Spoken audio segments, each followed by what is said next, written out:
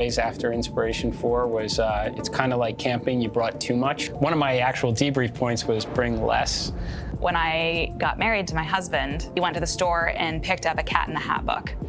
For our entire wedding, all of the ceremony was taped in this book, all of our vows were taped in the book, and then it got passed around and all the speeches got added to the book.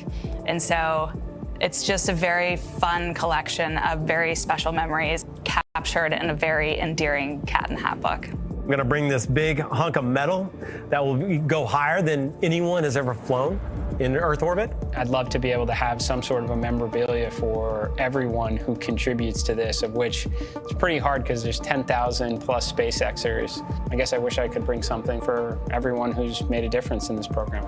I will, in particular, get to read this story from space to my kids here on Earth, as well as some of the brave kids of St. Jude Children's Research Hospital.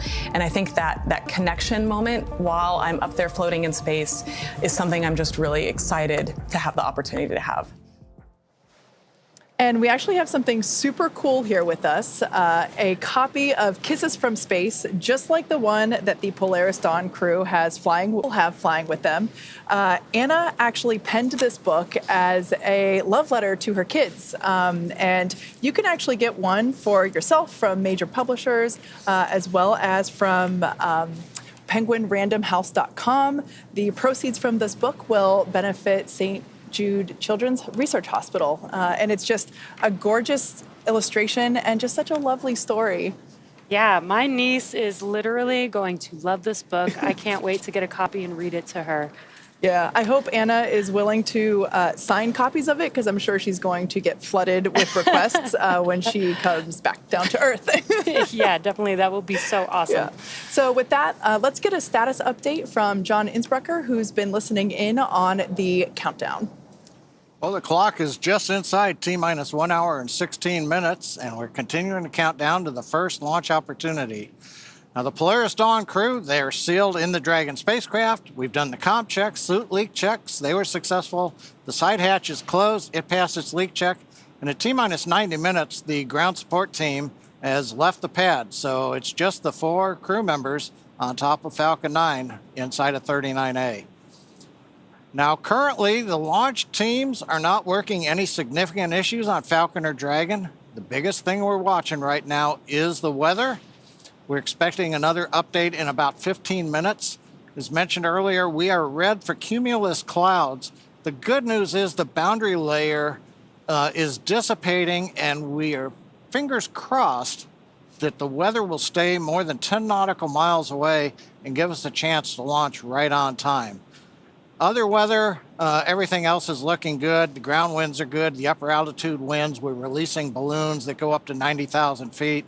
That gives us structural information, wind speed, wind shear information, nothing unusual that we're seeing there. So pretty much just fingers crossed, the weather officer will give us good news coming up at about the T-minus 1 hour evaluation point. So with that, Kate, we're just crossing our fingers for the weather. Thanks so much, John. Love to hear the good news about the progress, and we will keep our fingers crossed about the weather conditions. Now, Polaris Dawn is the first of 3 planned missions in the Polaris program that will conduct extensive research, scientific research, to expand our knowledge of humans adapting, living, and working in space. Much of this research is also intended to improve life here on Earth. And like all science and research, it begins with collecting tons of data, and that process started well before today. Let's take a look. We are in the Houston SpaceX office today. We are here for our what we call L-30 or launch minus 30 days data collection for all of the research that we're doing on our mission. We have about 40 experiments, and a number of those require data collection pretty close to launch date. And so we are doing all of that data collection today, as well as doing some refresher training just to make sure we're really sharp on all of our procedures when we go to flight. There's a lot of steps for each one of these science experiments. They're beneficial for not only improving and enhancing healthcare here on Earth, but it helps us continue this progression with space exploration. What Kid and Anna are doing with the endoscope up through the nose and looking down at the vocal cords, I mean, that is not something easy to perform, in a hospital environment, let alone in space. They certainly stand to learn a lot from it. Reestablishing someone's airway, that's worthwhile to know if we're going to Mars someday. But I think that's a tough one to perform in space. But you got two really highly motivated individuals that are going to try and conquer it. In space, there's inflammation. We don't have the impact of 1G pulling on that fluid. So we need to better understand what that inflammation looks like. And once we have a better understanding, we can develop the procedures and the equipment necessary to handle any type of triage situation. When we stepped into this virtual reality scenario, I think Kid and I liked it a lot because they're flying a spacecraft on Mars to kind of gather like hand-eye coordination, motor skills, some cognitive abilities now, and then they're going to compare it to post-flight as opposed to whether or not we can successfully land on Mars. One of the unique things of our missions, they're 3 to 5 days length. You maybe can't study the super long duration things, but what you can study is what happens immediately when you get up there and how soon these things start to take place. So this big problem in the astronaut community is called SANS, and it's where the astronaut's eyesight and ocular health start to degrade over time. So they will be wearing a contact that actually makes them look like a cyborg. It has little coils that can measure the interocular pressure, and then we can start testing countermeasures that might actually be able to prevent some of those negative effects. We are doing an experiment called GDS disorientation, and this experiment, we wear a set of electrodes that sends electricity essentially through our brain between our inner ears and stimulates a disorientation and an imbalance to train astronauts' adaptation to different G environments and hope to quicken that readaptation. One of the things that we're doing with ultrasound is we are going to be collecting imagery of our veins and identifying whether there's actually bubbles forming when we are changing cabin pressure. It's very possible that nitrogen will bubble out into our blood. If we see bubbles, it will be completely normal and okay if we do see bubbles, but we are hoping to capture that on ultrasound. In order for us to become multiplanetary, we've got to overcome some of these challenges associated with space exploration on longer duration missions. What we gather on orbit in a zero-G environment, in a vacuum, will help us continue this cause in further in space exploration.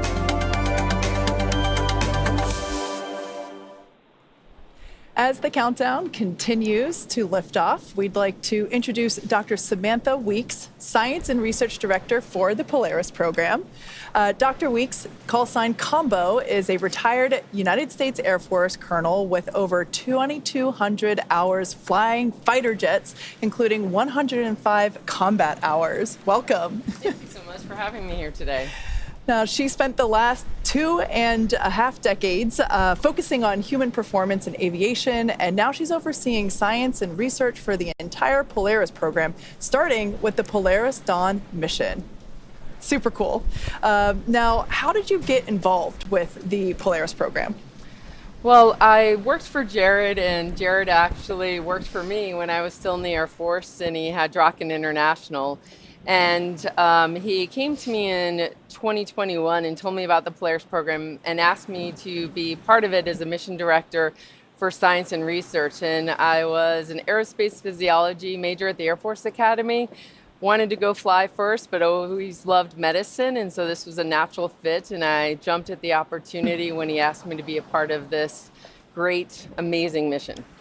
That's so cool to see how you guys connected the dots. I'm sure there was a lot of things that went into, the research portfolio that you guys put together. Can you explain how the scientific research portfolio all came together? Absolutely. Initially, when the mission was announced in February of 2022, we had some experiments that were ready to go, but we wanted to pack as much science and research into the 5 days that the crew will be up as humanly possible. So we did a call for research proposal and projects and worked very closely with SpaceX to gather the best and the most feasible that were out there. And we have a complement of 36 different experiments with 31 partner institutions from across the globe going up with the Polaris Dawn crew tonight. Wow, it sounds like there was a lot of opportunity to participate, a lot of work went in.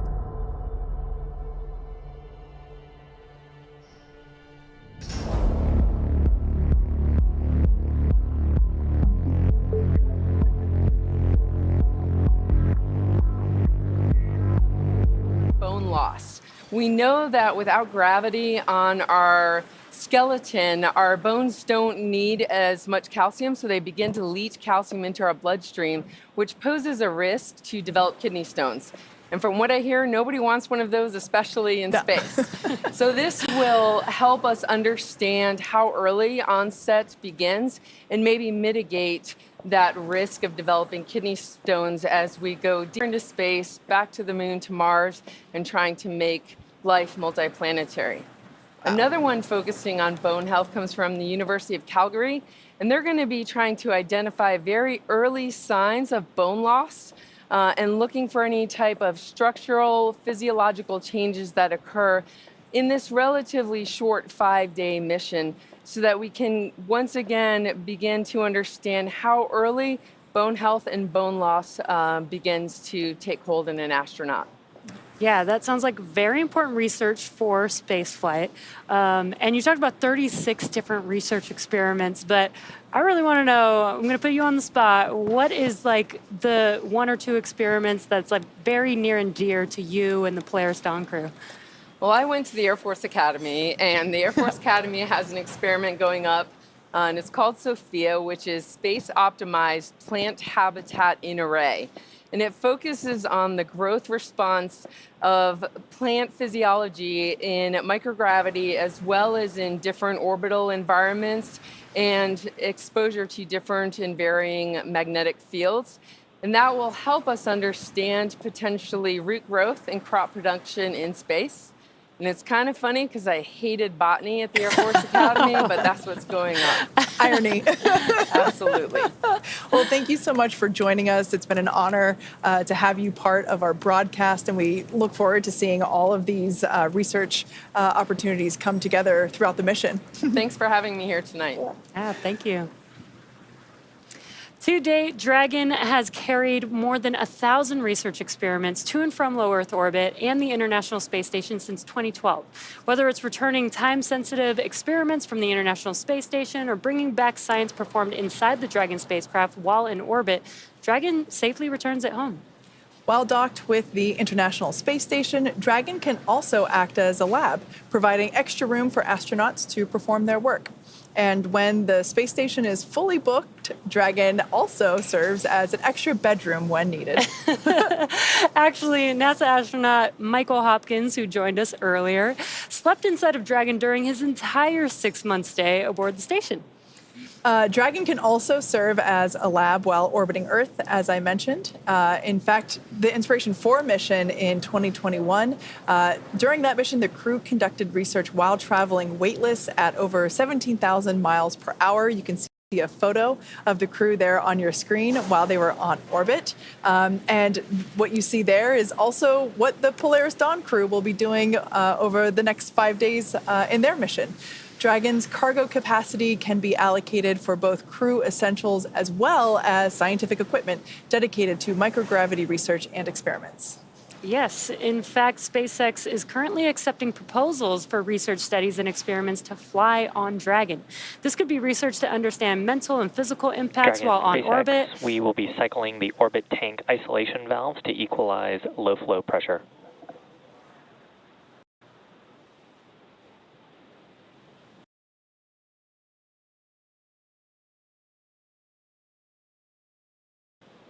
Copy that, SpaceX.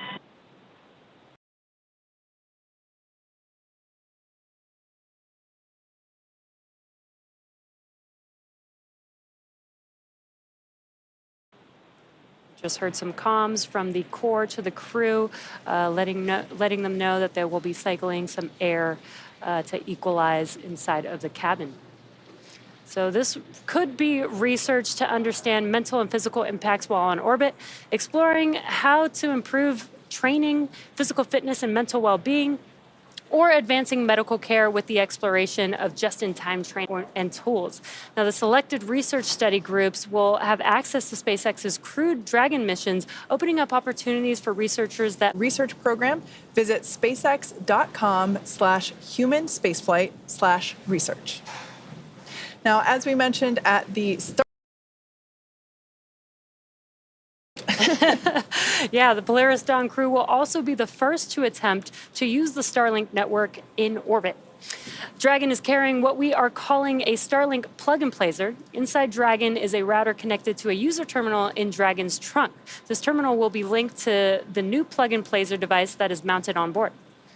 all of this will be responsible for establishing and maintaining a laser communications link with Starlink satellites, which will be in orbit about 200 kilometers below Dragon.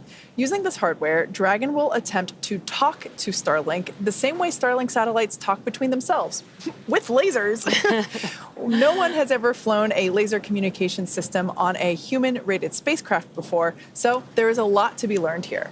If this works, Plug and Placer could provide the first high-speed internet experience for people traveling in space. This technology will also help here on Earth by facilitating healthcare access and connectivity to underserved communities around the world. The Polaris program is donating Starlink to St. Jude Global Partners in 5 countries. Strong, reliable internet will help support the St. Jude Global mission by providing partners greater access to online medical conferencing, case and imaging sharing, and diagnostic assistance. Hospitals and foundations that are part of the pilot program will be able to provide better care to patients thanks to high-speed, low-latency broadband internet. The first countries selected to receive Starlink include the Philippines, Brazil, Chile, Peru, and Mozambique.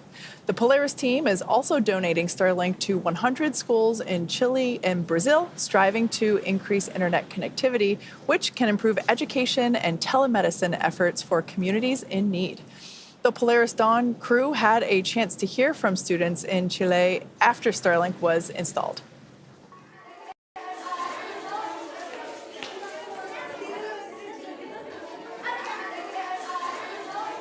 ¿Por qué los hombres van al espacio?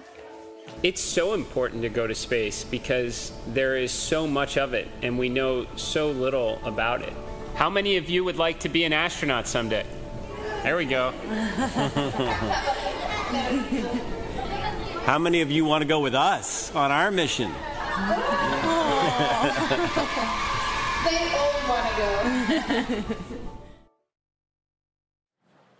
Starlink is also enabling the rapid development of SpaceX's Starship vehicle, which just completed its 4th flight test in June. Starlink on Starship once again enabled real-time telemetry and live high-definition video throughout every phase of entry, with external cameras providing views all the way to the flight's conclusion. Down at Starbase, Texas, we're continuing to build, test, and fly the world's most powerful launch vehicle ever developed. SpaceX's ultimate goal is to make life multiplanetary, and Starship is the vehicle that will get us there. Starship is a fully reusable transportation system designed to carry a massive amount of cargo and large numbers of people to Earth orbit, the Moon, Mars, and beyond. Starship will be capable of carrying up to 200 metric tons to orbit and up to 100 passengers. Now, we're still in the testing phase, but major milestones like flying at a high cadence, full system reuse, and on-orbit refilling are key priorities. We're also building a second Starbase launch tower to further increase Starship's flight opportunities. This will also allow for continuous upgrades to the towers while continuing to launch. Also in testing, our engineers are proving out all systems necessary to make a trip to the Moon possible, such as propulsion, life support, and even the elevator that will take the crew and cargo from the Starship hatch opening down to the lunar surface. In partnership with NASA, Starship will put the first Artemis astronauts on the moon. SpaceX for a weather update. Go, SpaceX. Dragon, we are tracking some rain near the pad and still monitoring the cumulus cloud condition from earlier. We're going to be taking the weather decision down to T-minus 50 minutes, and in the meantime, evaluating system readiness for LES arm. With that, we're going to have you start section 5 of 4.100 and report when you are go for launch. All right, copy that, SpaceX. For weather, you're tracking rain, and you're going to take this down to a T-minus 50-minute mark while you evaluate for LES arming. We are go to step into section 5 for LES arming preparation.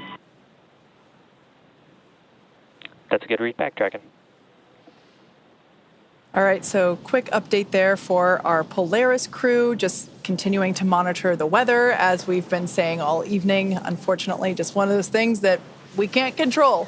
Now, thinking back to the crew that will be involved with the HLS program, the Starship vehicle will perform one uncrewed demonstration flight before that Artemis 3 mission, which will be the first human surface expedition of the moon since 1972.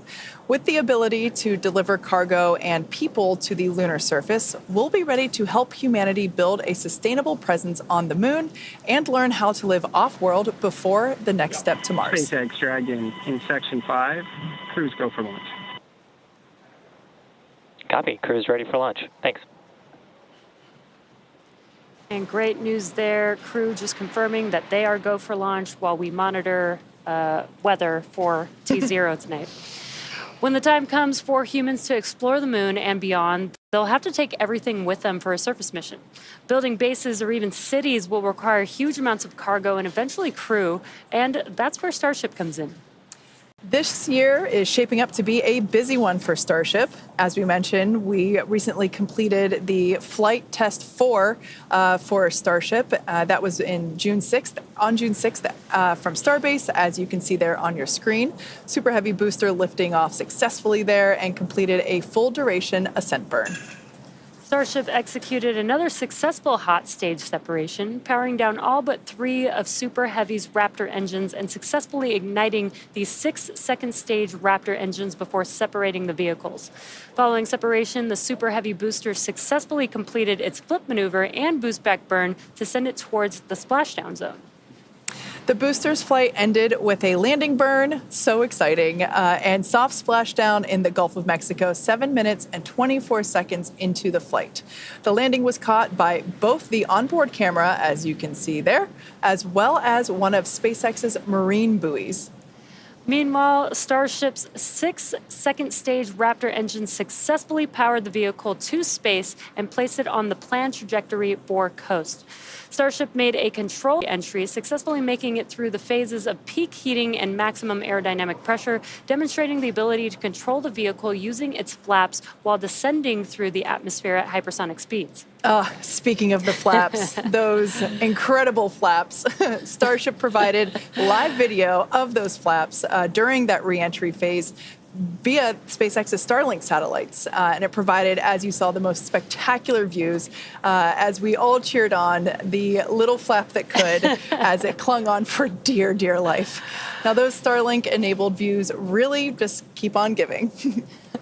Flight 4 ended with the Starship igniting its 3 center Raptor engines and executing the first flip maneuver and landing burn since our high-altitude test campaign, followed by a soft splashdown of the ship in the Indian Ocean about an hour and 6 minutes after launch.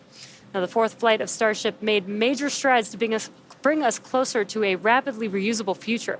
Its accomplishments will provide data to drive improvements as we continue to rapidly develop Starship into a fully reusable transportation system.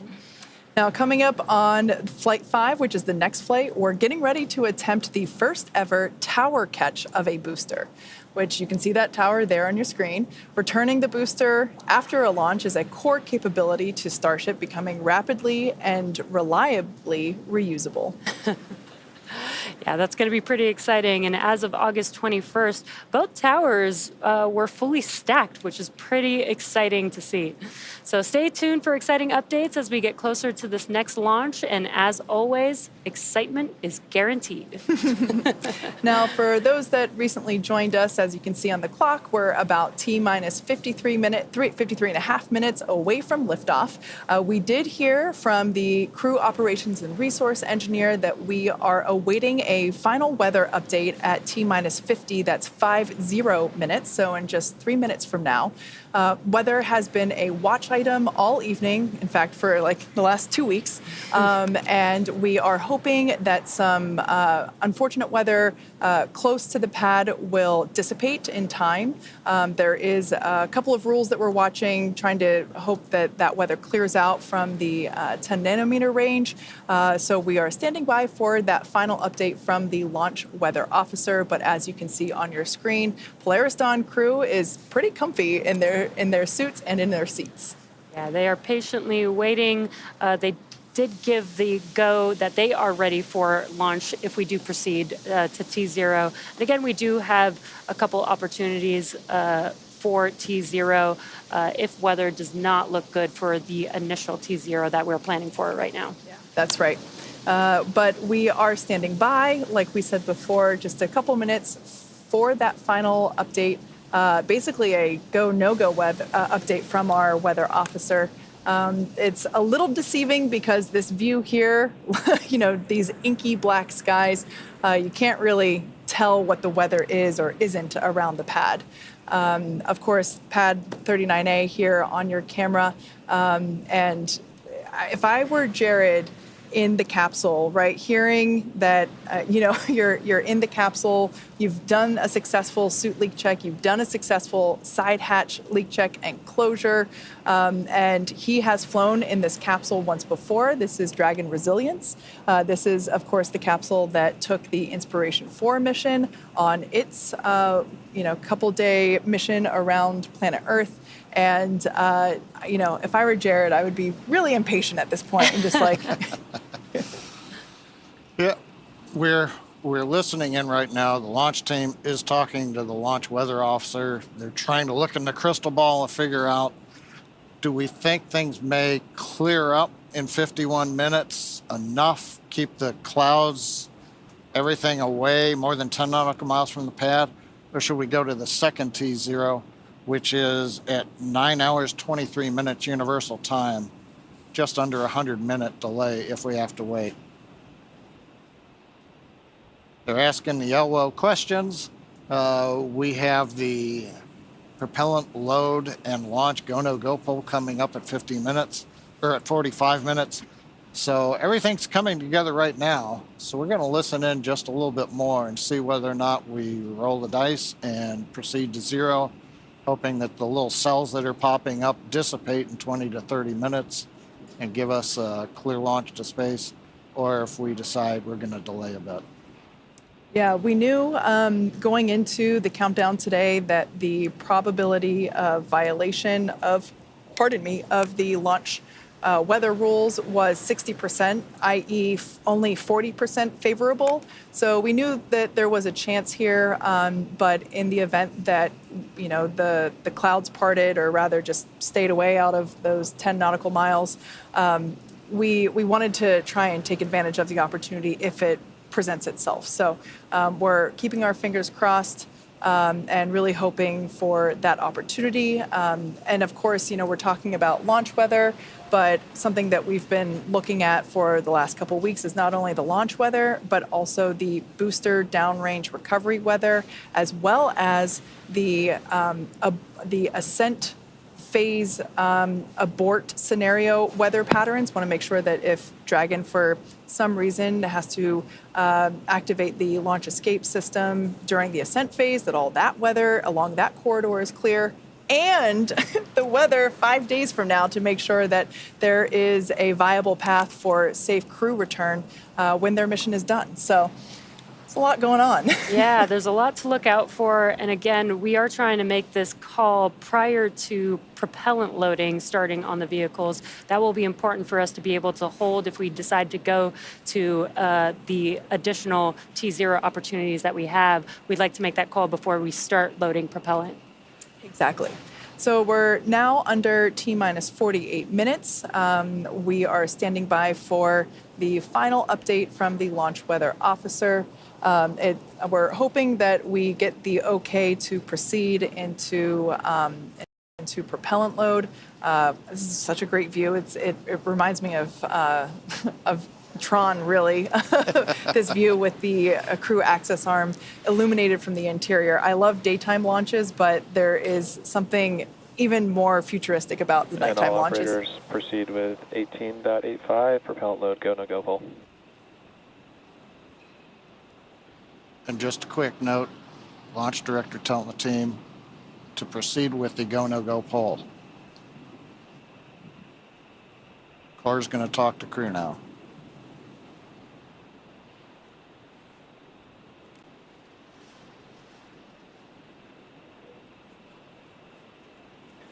Dragon SpaceX for weather update. Go SpaceX. Dragon, we're still watching weather. It seems that the T01 opportunity is going to have the best chance of getting us to a launch today. So we're going to be pressing into the propellant load, go, no go pull.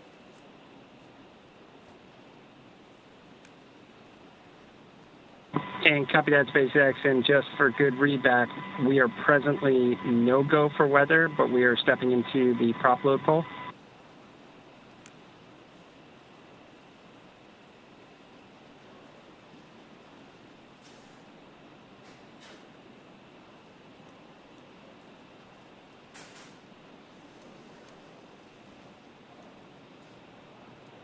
And stand by, Dragon. We're just confirming.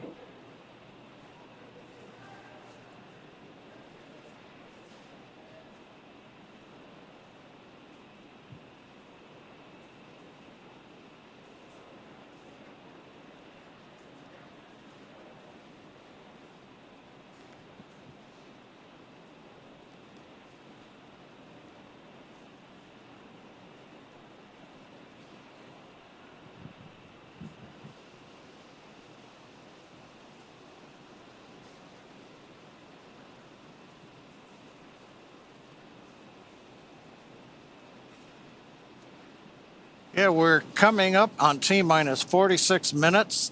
They've made a determination to continue on, betting that the weather will be go in 46 minutes from now. We heard Core bring it up with the crew briefly. We're waiting now for the directions from the launch director to the launch team for the readiness for propellant load and launch pull. Currently, they are continuing to talk with the launch weather officer, but it looks like if you look at the upcoming T0 or the next one in about 100 minutes, it's about an equal opportunity. So we're going to move into propellant load, it appears. Now, right now, the launch director should be polling and electronically. For awareness, we got one more radar scan. We're evaluating this radar scan. 7 members. We'll get back here. Copy that, SpaceX. We're standing by.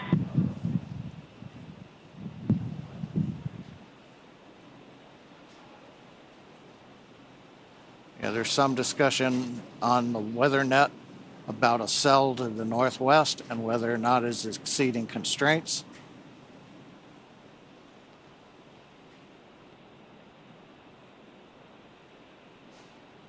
Electronic poll has been completed. If we do continue with the countdown. Dragon SpaceX, we're getting meteorological input that we should waive this attempt given the last radar scan. So we're going to pause the clock here and move to our second T0.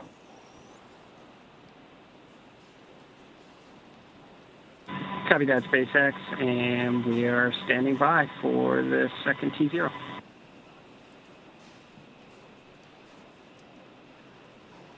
Okay, we're T-minus 44 minutes and 30 seconds, and we have paused the clock for the moment. We got a last-minute update one cell right at around the 10 nautical mile border had popped up on the radar returns. We have to get all the weather clear within 10 nautical miles of the launch pad in order to be able to launch Falcon 9 with the crew on the Dragon. And launch control. The weather LD was on countdown iffy. one, If it would please clear set the in T-spot time to for the original T0. 092349 UTC.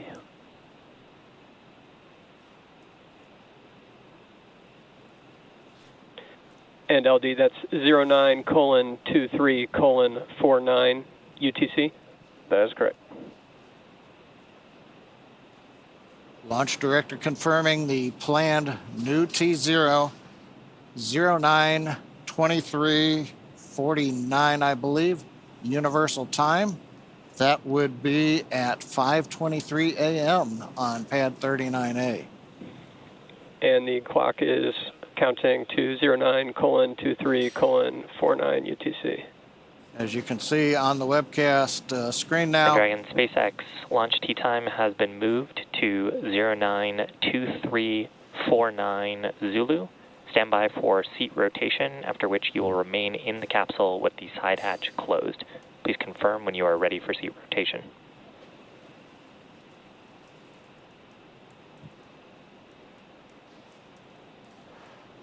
Copy that, SpaceX. New T0 092349, and we'll get back to you on that seat rotation.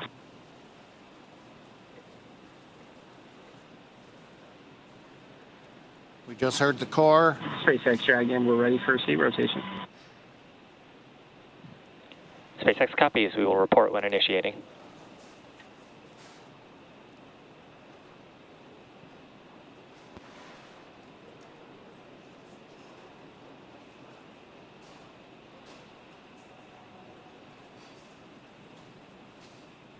Okay, it sounds like we are now in the middle of seat rotation. With the delay, you see on the screen, we're T-minus 2 hours, 27 minutes. There's a view inside the capsule.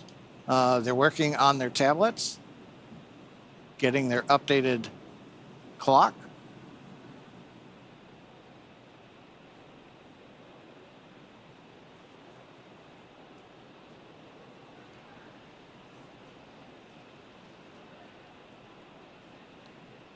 Okay. Updating for those who are watching right now. We got down Dragon, to SpaceX just is initiating seat rotation.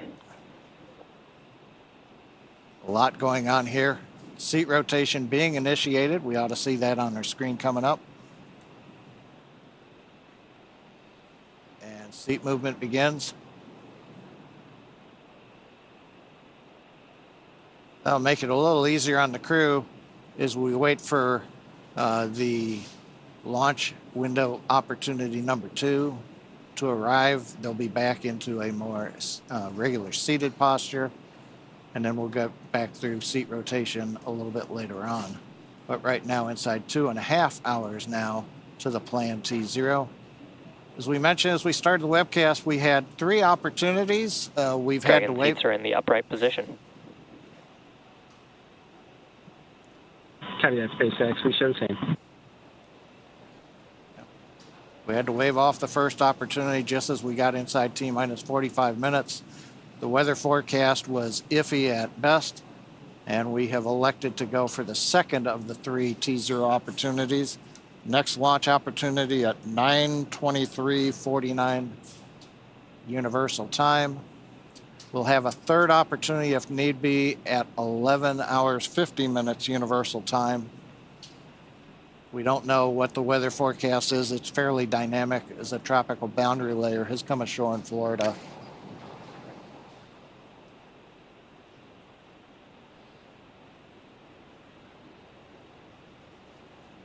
Now, just before we had the hold, the launch chief engineer had pulled both the Dragon and Falcon 9 teams, verifying that if we were to hold at this point in the count, just at T-minus 45 minutes before we began propellant load, that both the Dragon and the Falcon teams were in a good position to hold the clock and then recycle back to the T-minus 2 hours and 25 minutes that you see on the screen now. So we had not taken any irreversible steps. In fact, as you just saw, the crew rotation back to a vertical position, give them a little more comfort. They will remain inside the Dragon capsule as we continue to count down.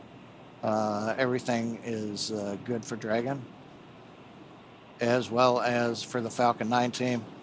We had not begun loading propellant into the Falcon 9, and so we were able to hold the clock and wait till we get closer, and then we can resume the final checks and the propellant load of Falcon 9. Hopefully, fingers crossed, for a launch coming up in 2 hours and 24 minutes. And of course, we'll be continuing to watch the weather throughout the early morning in Florida. As I mentioned just a moment ago, it is dynamic conditions. The concerns we had were not winds. It was twofold. A shower was passing over the launch pad that was just had rain in the ascent trajectory, but we expected the rain shower to dissipate. The bigger problem is there are frontal boundaries north and south of the launch site, and we were then seeing cells popping up, and that made us a little concerned that they may still be around at T0, and we would then have had to scrub for the day. So the good news is we are still counting down for launch. We're going to wait 2 hours and change and see how things go. And with that, Kate, Atticus, Jesse, we got close. So close. But we're still here with another chance. Yeah, but we're not out of the fight yet. Obviously, we would have preferred for weather to cooperate, but the safety of the crew is the top priority. So we're unfortunately going to have to wait around just a little bit longer. SpaceX Dragon for T0 clock. Go, Dragon. Yeah, SpaceX, just wondering when we should expect a reset on our T0 clock.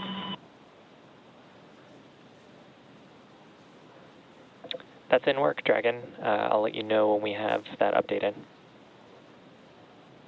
Yeah, Core just working through some housekeeping And cut that, SpaceX. with the Dragon displays. Yeah, so we're obviously sad we don't get to go to space in 50 minutes like we were hoping, but I'm sure there's nobody more disappointed than the crew on board. But let's take this opportunity to learn a bit more about them. The Polaris Dawn mission has many first-time objectives, so the Polaris program, of course, chose a crew of experts who know each other well and have a foundation of trust that they can build upon as they undertake the challenges of this mission. So we've seen him before on Inspiration 4, Mission Commander Jared Rook Isaacman. As I mentioned, he was the commander of Inspiration 4, the world's first all-civilian mission to space.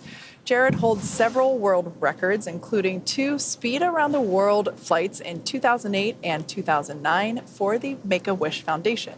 He has flown in over 100 air shows as part of the Black Diamond Jet Team, dedicating every performance to charitable causes. In 2011, Jared co-founded what would become the world's largest private air force, Draken International, and that trains pilots for the U.S. Armed Forces. In addition to his role as CEO of Shift 4, Jared is an accomplished pilot and astronaut with over 7,000 flight hours. Here's a little bit more about Jared. I think like a lot of kids dreamed of becoming an astronaut since kindergarten.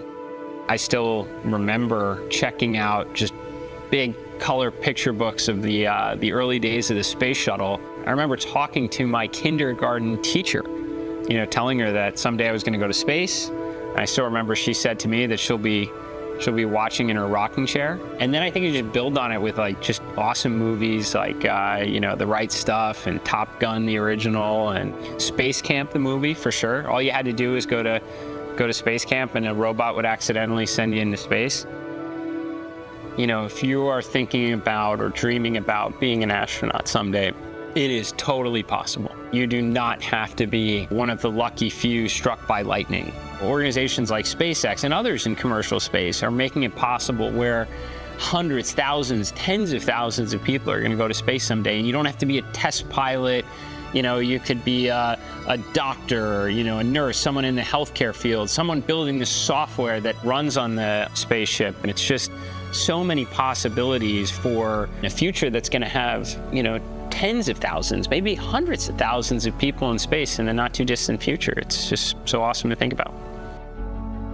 You know, with Inspiration 4, I always said it's hard to look at any one piece of the mission and have some extra excitement or enthusiasm, because it all matters. It has to go right, every phase of it. Everything we do for months or years leading up to the mission itself and coming home, it all matters. And I'd say that that's no different with this one. If anything, it's even more so, because there's so much we're trying to accomplish. But I'm very eager and excited to see that moment when we arrive on orbit, and kind of the reaction on the face of my other crewmates who will be going to space for the first time.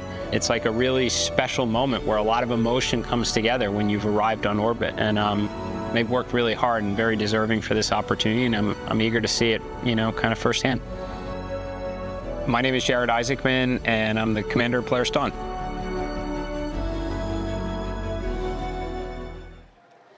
Mission pilot Scott Poteet served as the mission director of Inspiration 4, and he goes by his call sign, Kid.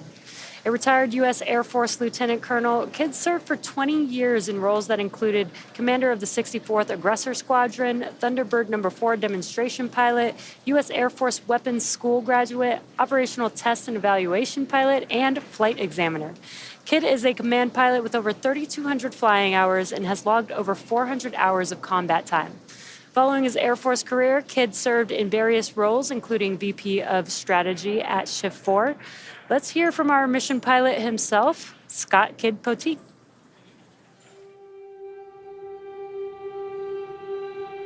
So my love for aviation and space, it started in the 80s. That's when I grew up.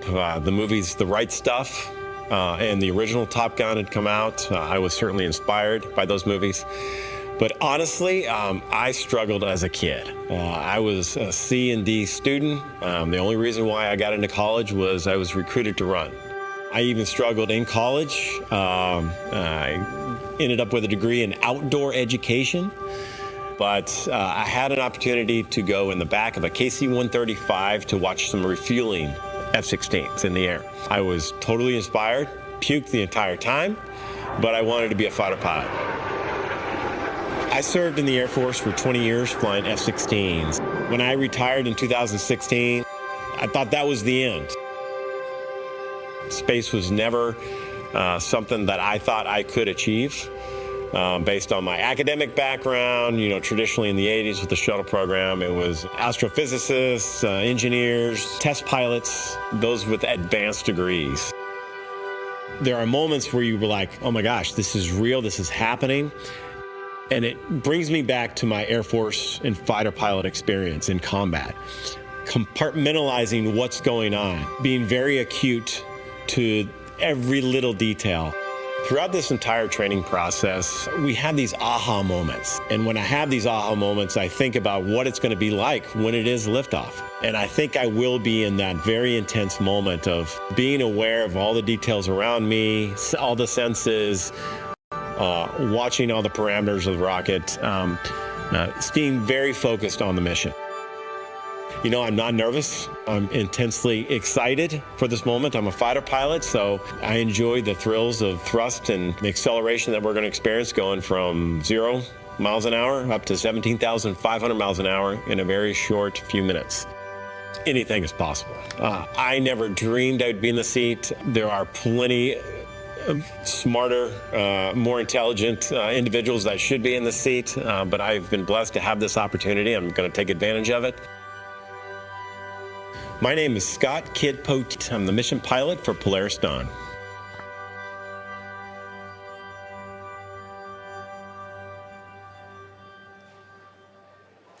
Mission Specialist Sarah Cooper Gillis is a lead space operations engineer at SpaceX, responsible for overseeing the company's astronaut training program.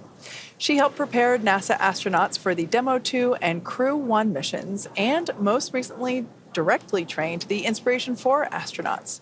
Sarah is an experienced mission control operator who has supported real-time operations for Dragon's cargo resupply missions to and from the International Space Station as a navigation officer and as a crew communicator for Dragon's human spaceflight missions. In 2015, while studying at the University of Colorado Boulder, Sarah started an internship at SpaceX and then moved into the astronaut training program full-time after graduation. Here's a bit more about Sarah. So I cannot technically claim that I am a Boulder, Colorado native as much as I would love to. I was born in California, but I moved to Boulder when I was about 2 or 3 months old. And that's where I went to college as well. I went to the University of Colorado at Boulder, and then eventually started as an intern at SpaceX.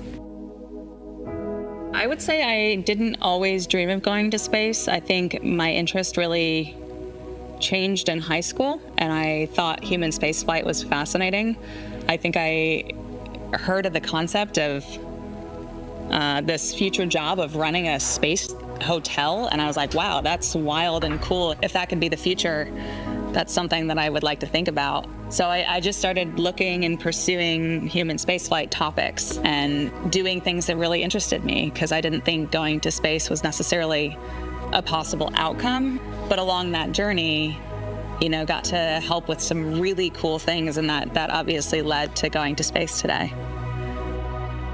One of the professional accomplishments that I'm most proud of is bringing back and launching Bob and Doug was so massive. Like, that's the first time we returned launch capability to the US. Like, this is so big, and it was such an immense team effort to get Dragon to the point of flight for the first time. And then for me personally, then taking that and transforming that and growing our training program to support the first all-civilian crew with Inspiration 4. Those 2 missions certainly stand out for me.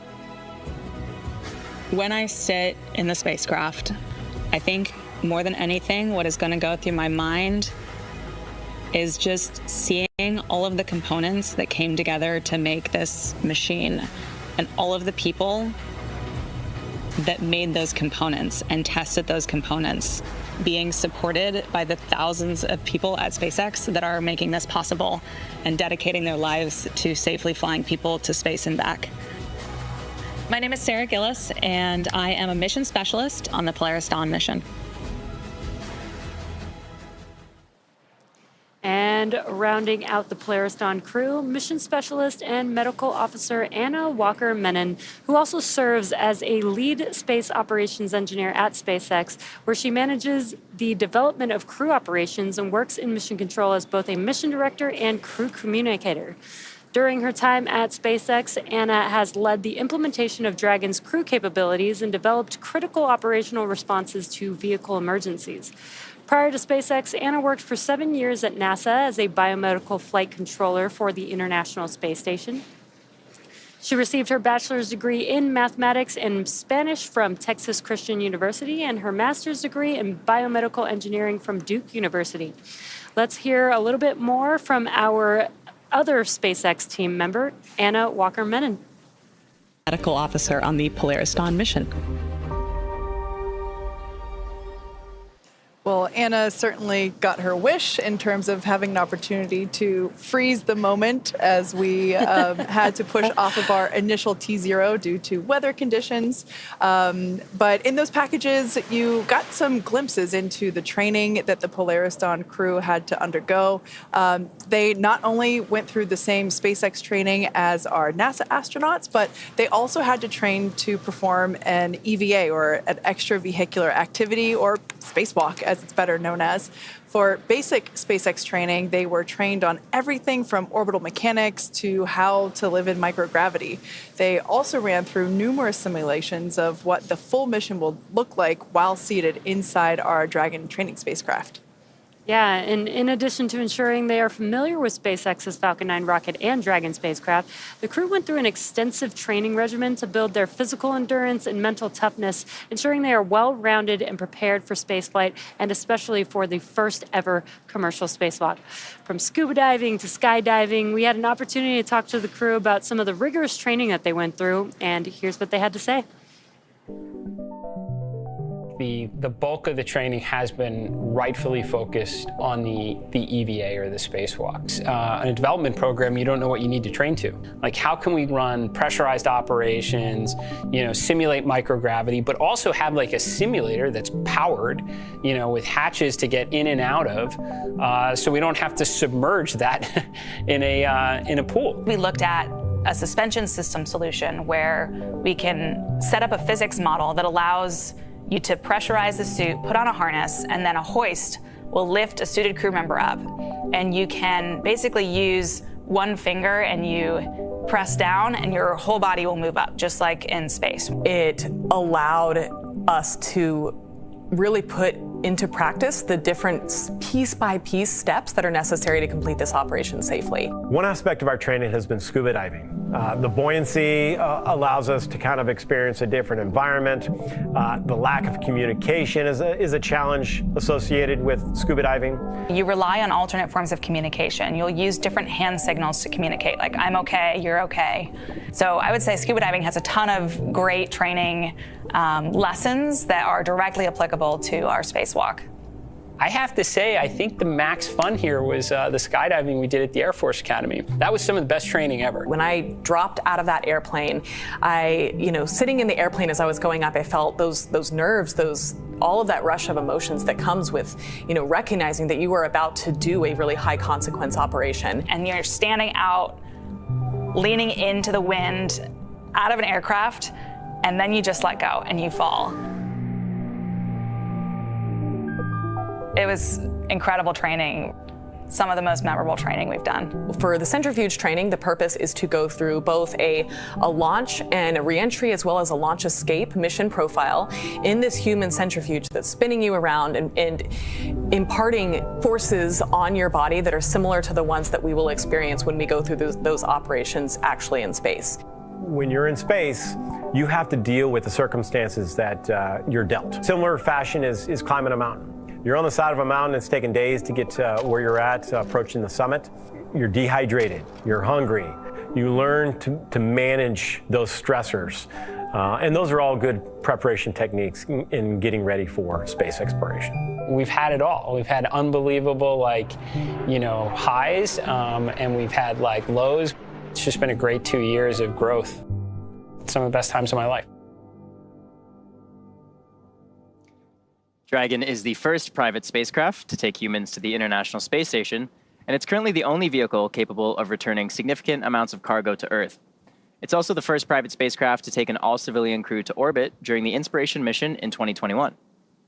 Over the last 4 years, the spacecraft has supported 13 human spaceflight missions and flown 50 crew members representing 14 countries. Through missions like Inspiration 4 and Polaris Dawn, Dragon is helping lay the groundwork for deep space exploration, rapidly expanding our knowledge of how humans will adapt, live, and work in space. Dragon can also help discover more about our home planet. With upcoming missions like From 2, we aim to do exactly that. Named in honor of the ship that helped explorers first reach Earth's Arctic and Antarctic regions, the crew of From 2 will be the first to explore Earth from a polar orbit.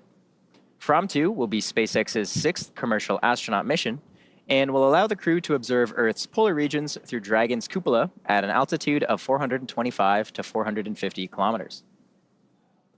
Over the years, Dragon has proven to be quite a versatile spacecraft. It can autonomously dock to the space station when outfitted with the ISS docking adapter. In free flyer mode, the docking adapter can be swapped out for a cupola for the best views while in orbit, and that'll be the case with the upcoming From 2 mission. Finally, we have our newest option, which is the Skywalker hardware to support a spacewalk. And the Skywalker will be making its debut on Polaris Dawn. And in addition, who knows what else the future will bring. Now, while the crew gets situated in Dragon, let's take a moment to get familiar with the spacecraft that we will call home, that the crew will call home for the next 5 days. Designed to be the safest spacecraft ever flown, the fully autonomous Dragon stands nearly 27 feet tall and 13 feet in diameter. Dragon is capable of carrying up to 7 passengers, but for today's mission, it's carrying the 4 members of the Polaris Dawn crew. The crew will spend the majority of their time in the pressurized section, which is the top portion of the spacecraft you see there on your screen, and this allows for transport of people and environmentally sensitive cargo. Dragon's trunk, which sits just below the pressurized section, not only carries unpressurized cargo, but also supports the spacecraft during ascent, and it remains attached to Dragon until shortly before re-entry into Earth's atmosphere. And as you can see there, half of the trunk is covered in solar panels on the left side, and that's to provide power to Dragon during flight. The spacecraft is also equipped with 16 Draco thrusters, which are used to orient the spacecraft during the mission. Each Draco thruster is capable of generating around 90 pounds of force in the vacuum of space, and these engines are just as important to Dragon as the Merlin engines are to Falcon 9. In addition to these 16 Draco thrusters, there are 8 Super Dracos, and these power the spacecraft's launch escape system. In the very unlikely event of an emergency, the Super Draco engines can power Dragon half a mile away from the launch vehicle in less than 8 seconds. And just like the Falcon 9 first stage, Dragon is also reusable. In fact, the Polaris Dawn crew is flying today in the exact same spacecraft for NASA's Crew 1 mission, as well as Inspiration 4. That said, there are a few changes that we've made to Dragon for this mission.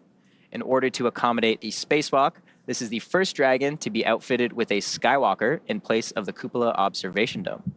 The Skywalker is a structure that is mounted to the top of Dragon, as you can see there, and the astronauts will use this to assist in exiting and re-entering the spacecraft during their spacewalk. This Dragon is also carrying Starlink, making this the first mission to attempt to use the Starlink network in orbit. Inside of Dragon is a router connected to a user terminal located in Dragon's trunk, and this terminal will be linked to a new device known as the Plug and Placer, which will enable the spacecraft to communicate with Starlink satellites that will be in orbit below Dragon. Now, we're very excited to see all of this in action, but Dragon has to get up there first. So let's take a look at the rocket that will be taking our crew and Dragon to space. Dragon will be delivered to orbit today by SpaceX's Falcon 9, the first orbital class rocket capable of reflight. Reusability allows us to refly the most expensive parts of the rocket, and that in turn drives down the cost of spaceflight. To date, Falcon 9 has performed 369 orbital launches, 326 landings, and 300 reflights. Standing about 65.5 meters tall, or about 215 feet, Falcon 9 is a 2-stage rocket that provides 1.7 million pounds of thrust on its first stage, thanks to those 9 Merlin M1D engines. And today's mission will be the 4th launch and landing for this particular booster. It previously supported NASA's Crew 8 mission to the International Space Station in March earlier this year. It's also supported 2 SpaceX Starlink missions. Now, after stage separation, when the first stage has done the bulk of its job for the day, it will initiate 2 burns as it makes its way back down towards the surface of Earth. First is the entry burn to help slow Falcon 9 down as it prepares to re-enter the thicker layers of Earth's atmosphere. Finally, the landing burn will further decelerate the rocket just enough to perform a precision landing on our drone ship. Just read the instructions. And that drone ship is currently stationed downrange in the Atlantic Ocean. The Falcon 9 first stage is equipped with 4 landing legs, and these are made of state-of-the-art carbon fiber with an aluminum honeycomb. These are placed symmetrically around the base of the rocket, and they are stowed during ascent and deploy just ahead of landing. Now, moving up the rocket, a Falcon 9's second stage engine ignites a few seconds after stage separation, and this engine can be restarted multiple times to place multiple payloads into different orbits. The second stage is powered by one single Merlin vacuum, or MVAC engine, and this engine is capable of more than 220,000 pounds of thrust. The MVAC features a significantly larger expansion nozzle to maximize the engine's efficiency in the vacuum of space. And at full power, the Merlin vacuum engine operates with the greatest efficiency ever for an American-made hydrocarbon rocket engine. And of course, let's not forget about the unsung inner stage, a composite structure that connects the first and second stages. It also houses the pneumatic pushers that allow the first and second stages to separate during flight. Inside of the inner stage, or rather outside of the inner stage, is where you'll find Falcon 9's 4 hypersonic grid fins, and these are at the base of the inner stage. They help orient the rocket during re-entry. Here in Hawthorne, you can actually have lunch in the cafe while watching the inner stages being made just across the aisle. Looks like we're just at about T-minus 2 hours or so. So while we continue to count down, how are things going, John? Well, Atticus, things are about where we left it before. Inside T-minus 2 hours, you can see with the live shot there of the pad deck, looking at the 2 elevators we used a few hours ago to bring the crew up and the view up on top of the fixed service structure. We do have that light rain shower that we're talking about. Actually, right now, we would be at about T-minus 3 minutes, and the weather would be red. So the good news is when we made the decision to pause the countdown and go to the second T0, we avoided what would have been a scrub right now. Because as you may recall, once we begin loading propellant onto the Falcon 9 at T-minus 35 minutes, you're committed then. You've got to get down to 0 and launch, or you're scrubbed for the day. Now, we did not start propellant loading at T-minus 35 minutes. A little bit of a status refresh. We got down to T-minus 44 minutes and 30 seconds approximately, and we called a pause or a hold in the countdown. We had just finished the electronic poll verifying that the Falcon team was go to load propellant into the Falcon 9, but we did not actually get that far. All evening or early morning, as the case may be, at Kennedy Space Center, we've been watching the weather. The launch weather officer had advised the team that a frontal boundary had come ashore in Florida. That was creating scattered cells that would pop up and occasionally violate the cumulus cloud rule, or in this case, as we just saw with the pad deck view there, or up on top of the fixed service structure, we were getting rain showers with rain higher up in the atmosphere than we would be allowed to fly through. So we continued to count down, fingers crossed, heading for that first T0, which was planned for 7:38 Universal Time. Inside T-minus 1 hour, it was still very uncertain whether or not the weather would cooperate for that first T0. The team took the decision down as far as they could inside of T-minus 50 minutes, trying to get the last little bit of information. But just as we thought we were going to press on and go with the original T0, we saw a cell pop up on the radar map that exceeded conditions. We looked at that and decided to go ahead and hold the clock. We heard the Corps then go back up, talk to the crew, tell them that we were held, and then we recycled to the second T0. Now we have 3 T0 opportunities. The first one is now passing us by as we get ready at 7 hours and 38 minutes Universal Time, 10 minutes from now, and that would have been a scrub. The next one that we are aiming for is coming up at 9 hours, 23 minutes, 49 seconds Universal Time, just under the 2 hours you see there on the countdown clock. There is a third opportunity if we need it at 11 hours, 15 minutes Universal Time. The problem we have is the weather is still uncertain enough that the team can't make a decision whether the second T0 or the third T0 is the best one. We're going to continue counting down, obviously, as you can see on the clock there. The scattered rain showers we see, those should clear out of the way. But we most recently had another no-go condition pop up.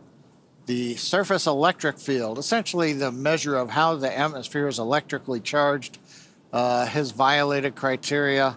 We're going to continue to watch that. We think that one will clear. Primarily, we're continuing to worry about the cumulus clouds and the possibility of having to fly through rain on the way up the northeast coast of the United States as we head into the orbit at just over 51 degrees inclination. The Corps has talked to the crew on board Dragon. The mission director for Dragon, they have done their readiness polls. We've also checked with the SpaceX Falcon 9 team. They are go. Also, it appears that the next T0, there is no proximity warnings or concerns with any orbital satellites. Sometimes you have to move a launch window a minute or two if there might be a conjunction in space. Right now, it looks like we don't have any of those issues. The big question will be whether or not the weather is going to be go at the next T0. The other plan that we have is while we are in this hold for a little while, this is giving the Dragon and Falcon launch teams a chance to rotate people on and off console, take a few minutes break. It's been a long early morning for the team. Everybody continues to have support. So, we're ready to support anything that may come up. but we are giving the crew a chance to refresh. The next major event is we continue asking the launch weather officer, what's the forecast look like? What's the forecast look like? The next big one coming up will be at T-minus 1 hour and 30 minutes, just over 22 minutes from now. That's when Dragon is going to rotate the seats back into the launch position. The crew right now is sitting upright inside the Dragon that you can see there. The crew access arm, and there's a view of the crew in their upright posture, and then we'll rotate to horizontal into the launch position to get ready. That'll be a little later in the count than we had done it the first time around, but that's fine. The hatch is closed, leak checks, everything is copacetic and Dragon, so they'll get ready in an hour and a half and go back into the launch position in their seats. We'll continue to bring it down. We'll get inside T-minus 1 hour where we'll do another evaluation on what the launch looks like. And then fingers crossed, we'll be able to press past T-minus 45 minutes and get into the prop load at T-minus 35 minutes. Everything continues to look good. One reminder, the only people on the pad right now are the Dragon crew themselves, the 4 people inside the Dragon. You can see that crew access arm. The seals have been deflated. They're retracted. All of the handholds are out of the way. Everything's been cleared. The only thing really waiting for everybody is ideally we get inside 45 minutes so we can retract the arm. So nobody's going back out to the pad right now. All the vehicles are cleared off. So we're going to just continue to give you status updates as we go along. But Kate, yeah, hopefully the second T0 is the winner. The first one turns out the weather is red right now, and we wouldn't have been able to go. Yep. Well, you know what? It's been a good rehearsal so far. And realistically speaking, while the Polaris Dawn crew, I'm sure, would be delighted to be closer to, wait, how long have we been holding now? Would they be in space now? I'm not sure. My brain is a little mushy at this point. But the point is that they would still be in the Dragon capsule right now, regardless, in their seats, most likely. So they're not really doing anything significantly different physically anyway. Now, we did, as you heard John say, we did rotate the seats a bit so that they could kind of like stretch out a little bit more to be a little bit more comfortable. So yeah, I'm guessing there's probably some like charades happening or other games involving like hand signs and yeah, so whatever they can do while still strapped into their seats. Exactly. Right? Yep. Yeah, oh, look, there they are. There you can see them on their tablets. All 4 of them on their tablets. I wonder if we've equipped those tablets with any games. I hope so. I mean, they'd have a lot more mobility in these EVA suits to be able to play some more games in these suits versus the IVA suits. So. Yeah, that is definitely true. Gorgeous shot there of 39A.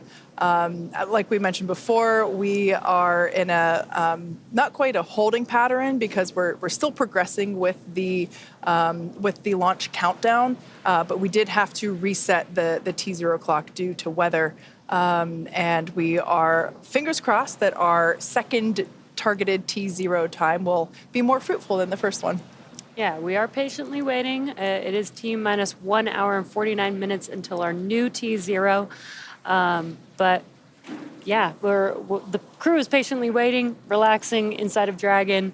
And so now during the EVA for the Polaris Dawn crew, they will be wearing our newly designed EVA spacesuits, which we see them wearing in the Dragon capsule. And there you can see the suit on your screen. Building a base on the moon and a city on Mars will require thousands of suits. So the development of this suit and the EVA that's going to be performed on this mission are important steps to a scalable design for spacesuits on future long-duration missions. So let's take a look at the making of the suits our crew will be wearing during the first ever commercial spacewalk.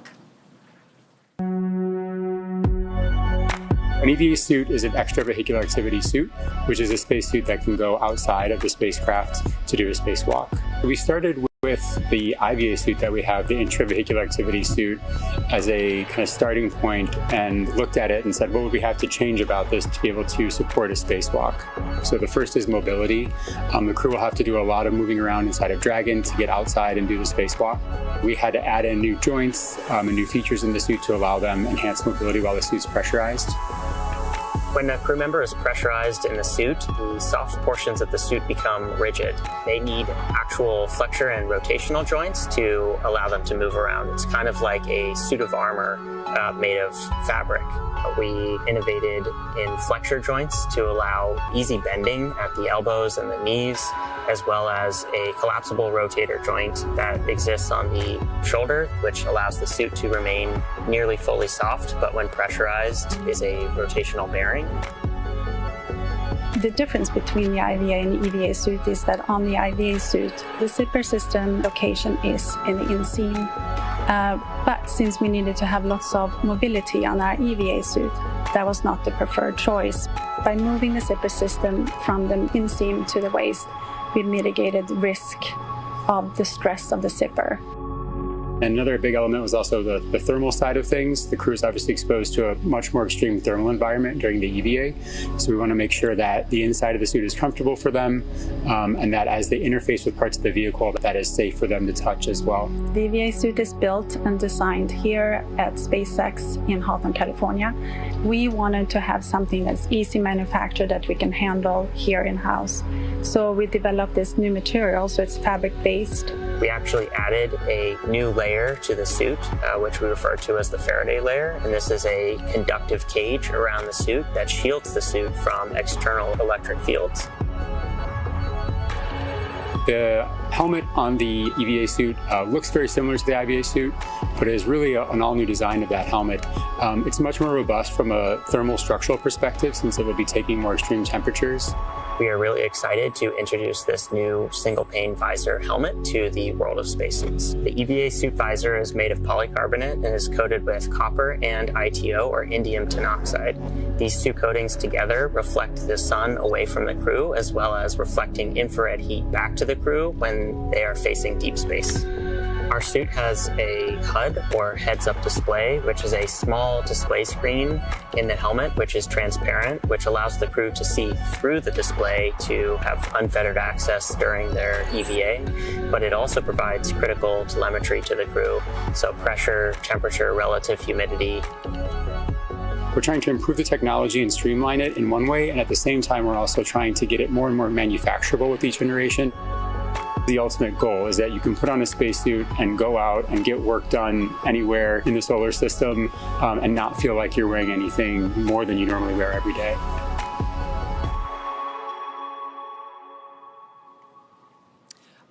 Love seeing how we have designed those suits from really the ground up. They look similar to the IVA suits, but there's so many enhancements and changes in order to make them suitable for an EVA, and we are definitely looking forward to seeing them in action in just a few days. But until then, let's take a look at how the actual EVA itself came together.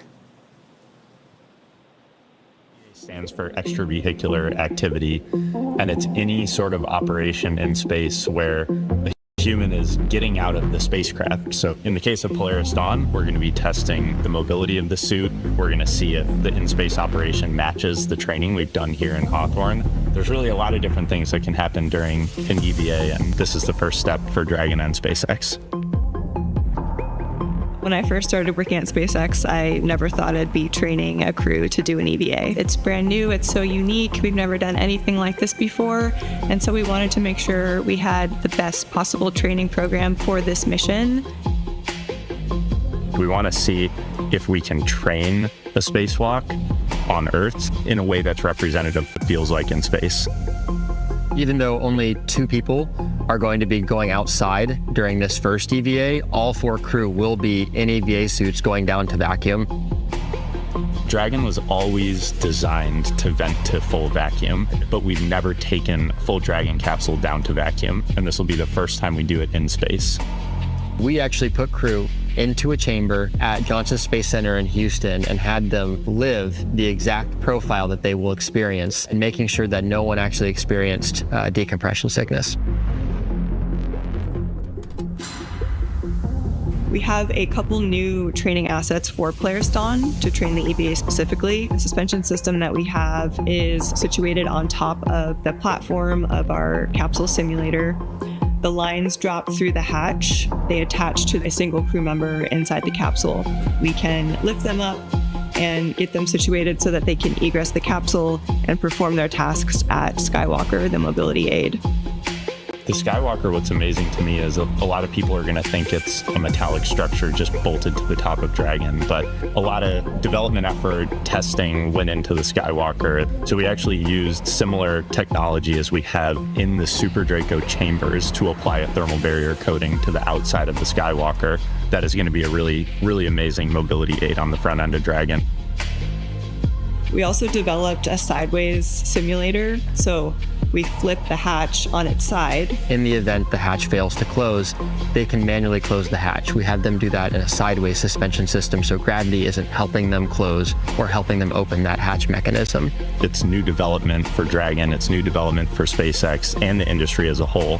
So this is a great example of where Polaris Dawn is forcing the team to innovate in a way that adds safety and reliability to every Dragon mission going forward. That's this huge challenge for us to go solve, but that's also an opportunity for us to solve the problems that we have to go figure out anyway for our larger goals, like putting people on Mars.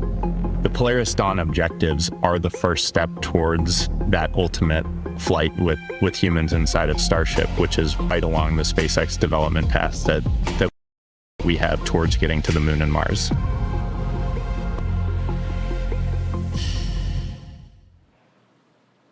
It is so exciting to see not only development of the EVA suit, but the EVA operations as well, and how so much has specialized for this mission with the goal of having the ability to open that top hatch and have Jared and then Sarah go out and test the mobility of the suit and the functionality. And to me, it's just so cool to be able to see the design and the planning that went into all of that to make what is about to happen.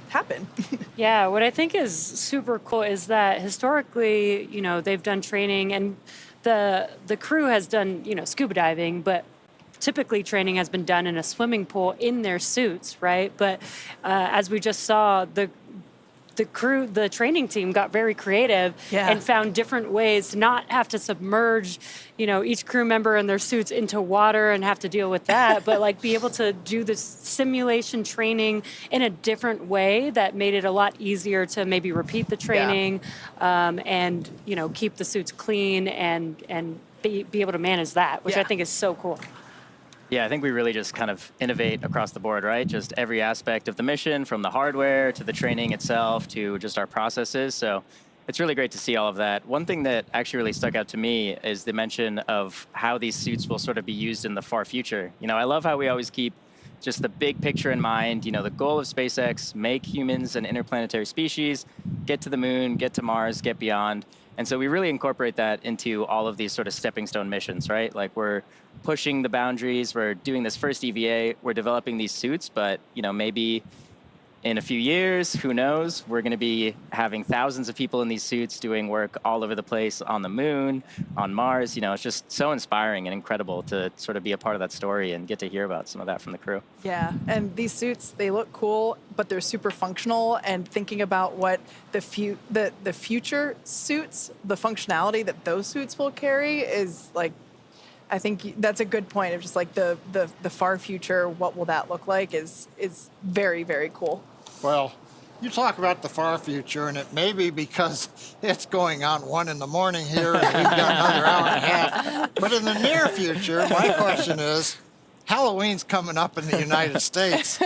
Anybody want to make a mock-up suit and go around trick-or-treat? Maybe your kids, It's like, hey, do you want to dress up in an EVA suit? I bet we're going to see a lot of those this year, huh? Yeah, the different style suits for the costume. You don't have to just stick with the white and the gray. You could use some colors.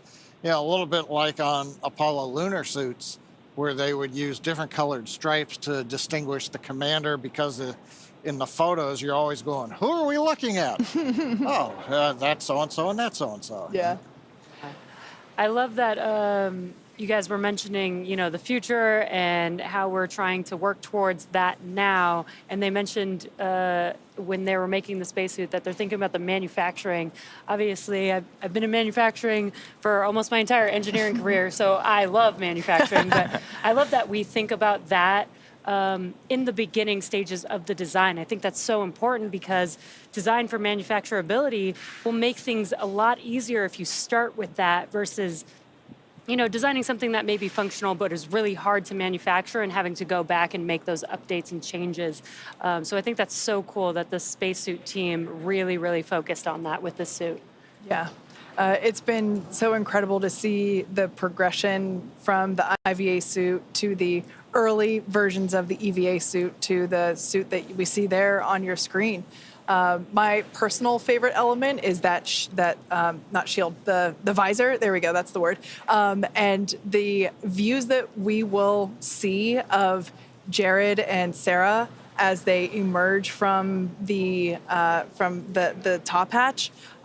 It's going to be incredible, and just the fact that just the visor itself, not only does it look cool, but it insulates them on the inside and the outside, depending, if they're looking toward the sun or away from it. It helps to keep them cool or warm, respectively. I think that's just, it looks awesome, but it has an important functionality to it as well. Yeah. Kate, you mentioned the moment that Jared and Sarah are going to exit the capsule, and we heard a little bit about that experience from Mike on his multiple EVAs, and a little bit about the overview effect. I think, traditionally, the public hasn't really had, a live view into these events. So it's truly a very unique, very historical and special event that we're also going to be live streaming for the public. We're going to see their first overview effect. We're going to see them have that experience and kind of get to be along for the ride with them. So pretty exciting. That is so we will have our own overview effect. That's an excellent point. Yeah, there's a camera inside of their helmet, so we'll actually get their personal perspective of that, at least for Jared and Sarah exiting the vehicles. But also we'll get to see Anna and kids, point of view from their camera too. There's also a camera located on the Skywalker structure, so we'll also be able to see Earth/space with Jared/Sarah somewhere in that photo or video, which will be so cool. Another one I'm interested, we've heard, for example, the Inspiration 4 crew talk about their thoughts. Jared comes back. He flew the first time into relatively low Earth orbit. So he saw his overview effect, but the Earth that close kind of fills up everything. Now he's going to be 1,400 kilometers up. Yeah, not doing the EVA right there, but he's going to look out through the windows. And Pete Conrad, when they went up on Gemini 11 in 1966 to just below where Jared and team are going, Pete was, he was out loud. The Earth is round. It looks different from this high. So it's like, okay, Jared, compare and contrast for everybody else who's stuck down here on Earth. What's it really like? Could you tell you are 1,400 kilometers up versus being, 250 kilometers or so the first time around on Inspiration 4? Yeah, and even just the different viewpoint of having the cupola versus not, and, being able to stretch your arms out and not hit the domed structure would certainly be an experience. Although it's one of those things where it's like when you get on the roller coaster, you're told keep your hands inside the ride at all times. We know they have certain motions they're going to be doing to test out the mobility of the suit, but I hope they'll have an opportunity to just chill for a minute in the time that they are up there, because they're going to be seeing some incredible views. Yeah, that's going to be super exciting. We'll get to watch them live the whole time. Again, as Atticus mentioned, we'll have live coverage, but also, they do have an EVA. It will be scheduled. They will need to follow some procedures. Obviously, the EVA is for a test. It's to test the EVA suits, but we do have some margin in there, so they might be able to get, if they're able to complete their test, they might just be able to get a minute or two to themselves to be able to enjoy that view. Now, we are excited to watch that with them live whenever the EVA is actually happening. But for those of us who haven't experienced the overview effect personally, firsthand with our own eyes, here's a little bit more info on that phenomenon.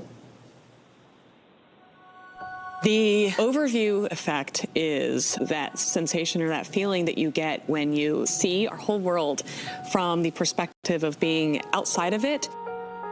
It ranges the whole spectrum from like how delicate the Earth may appear because, it's only this thin blue line that separates this habitable atmosphere of our home planet to, the vacuum of space.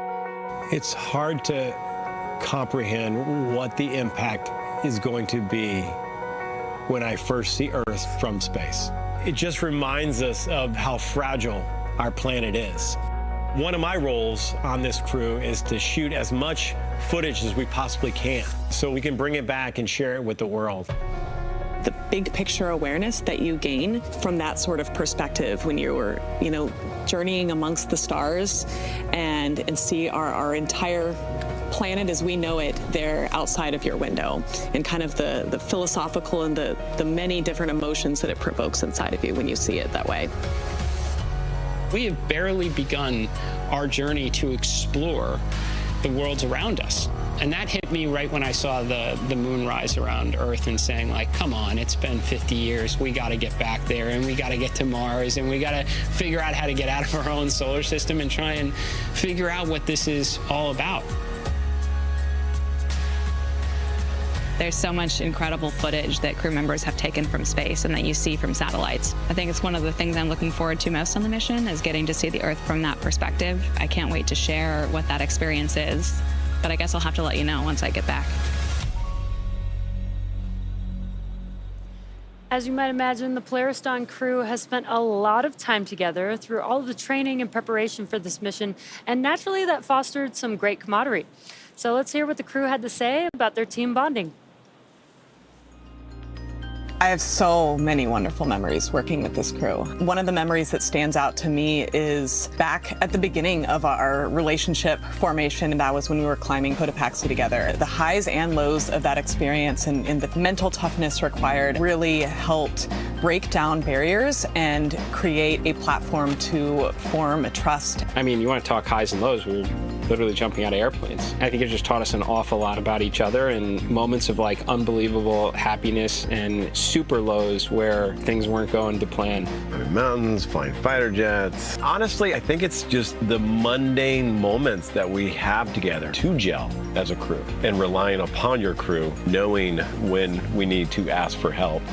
We each do have things that we're not going to be the best at. We're not going to need to do everything. We can distribute the load to maximize what each person is bringing to the team. It's been such an adventure learning with them, learning about them, learning how to work with them. I don't think 5 days is going to be enough. It is awesome to think about getting to live and work with each other for 5 days in this capsule. Getting to be with them while floating in space, doing work to contribute to long-term endeavors of human spaceflight. I am just so thrilled and excited and look forward to it.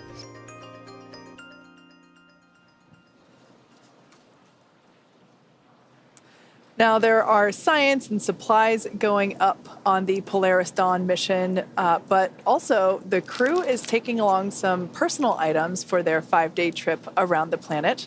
We caught up with the crew during training to get a little more insight on what each of them are planning to take to space.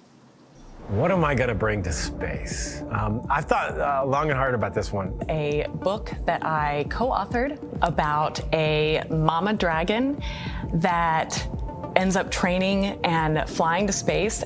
my dad's necklace, jewelry for my wife, watches. I have a Thunderbird watch and a fighter weapons school watch. I don't know, it's one of my takeaways after Inspiration 4 was it's kind of like camping, you brought too much. One of my actual debrief points was bring less. When I got married to my husband, he went to the store and picked up a Cat in the Hat book. For our entire wedding, all of the ceremony was taped in this book, all of our vows were taped in the book, and then it got passed around and all the speeches got added to the book. And so it's just a very fun collection of very special memories captured in a very endearing Cat in the Hat book. I'm gonna bring this big hunk of metal that will go higher than anyone has ever flown in Earth orbit. I'd love to be able to have some sort of a memorabilia for everyone who contributes to this, of which it's pretty hard because there's 10,000 plus SpaceXers. I guess I wish I could bring something for everyone who's made a difference in this program.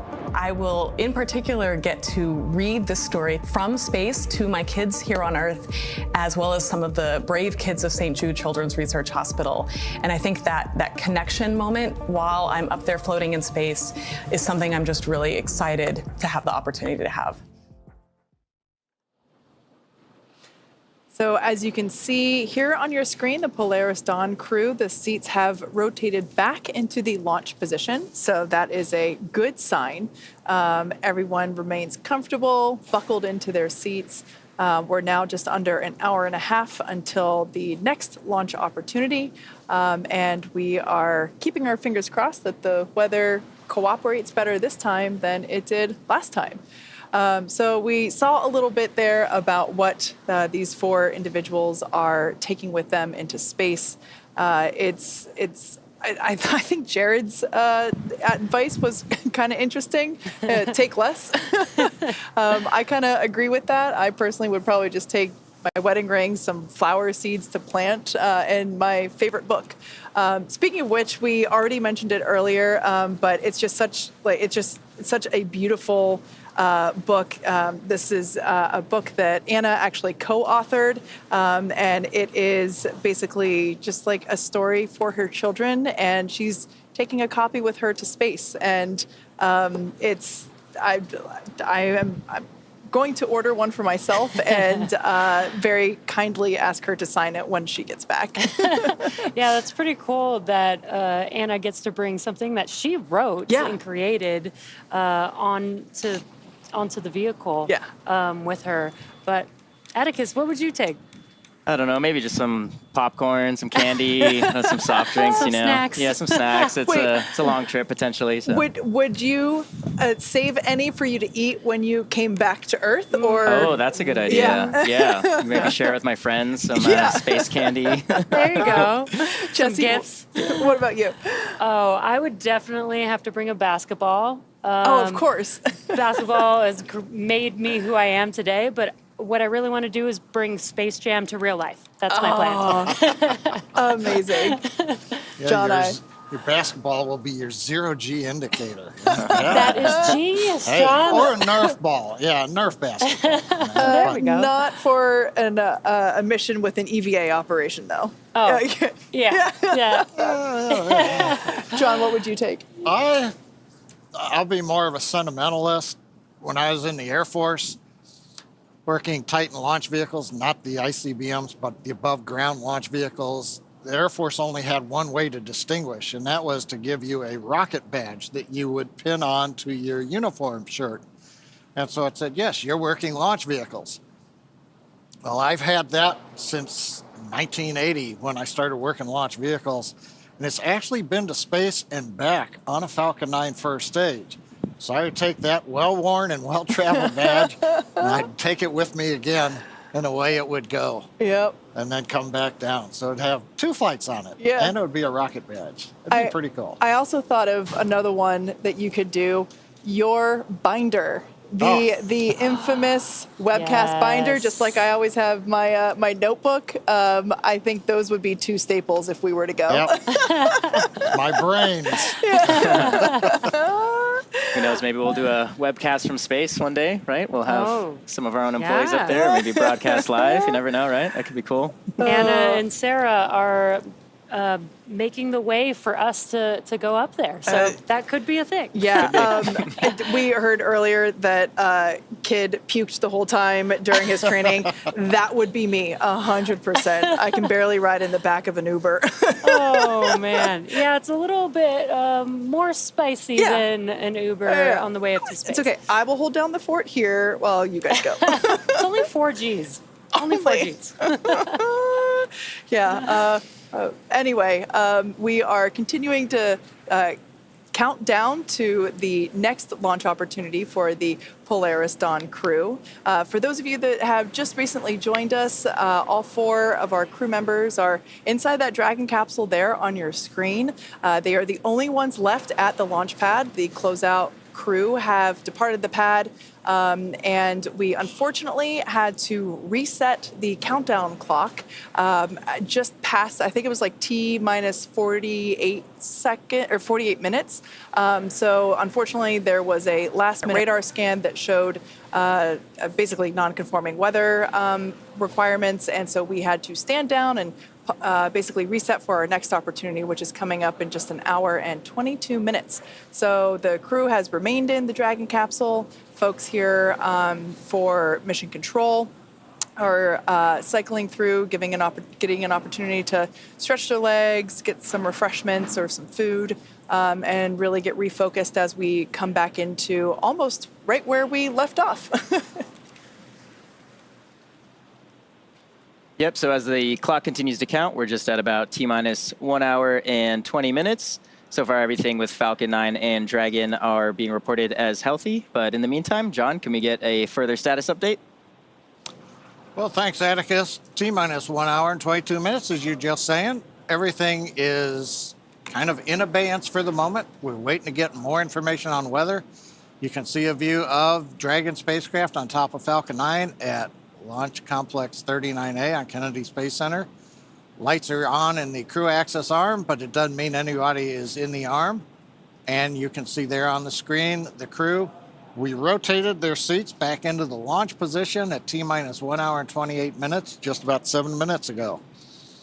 Currently, we're slowly moving up on T-minus 1 hour where things start to pick up. Update.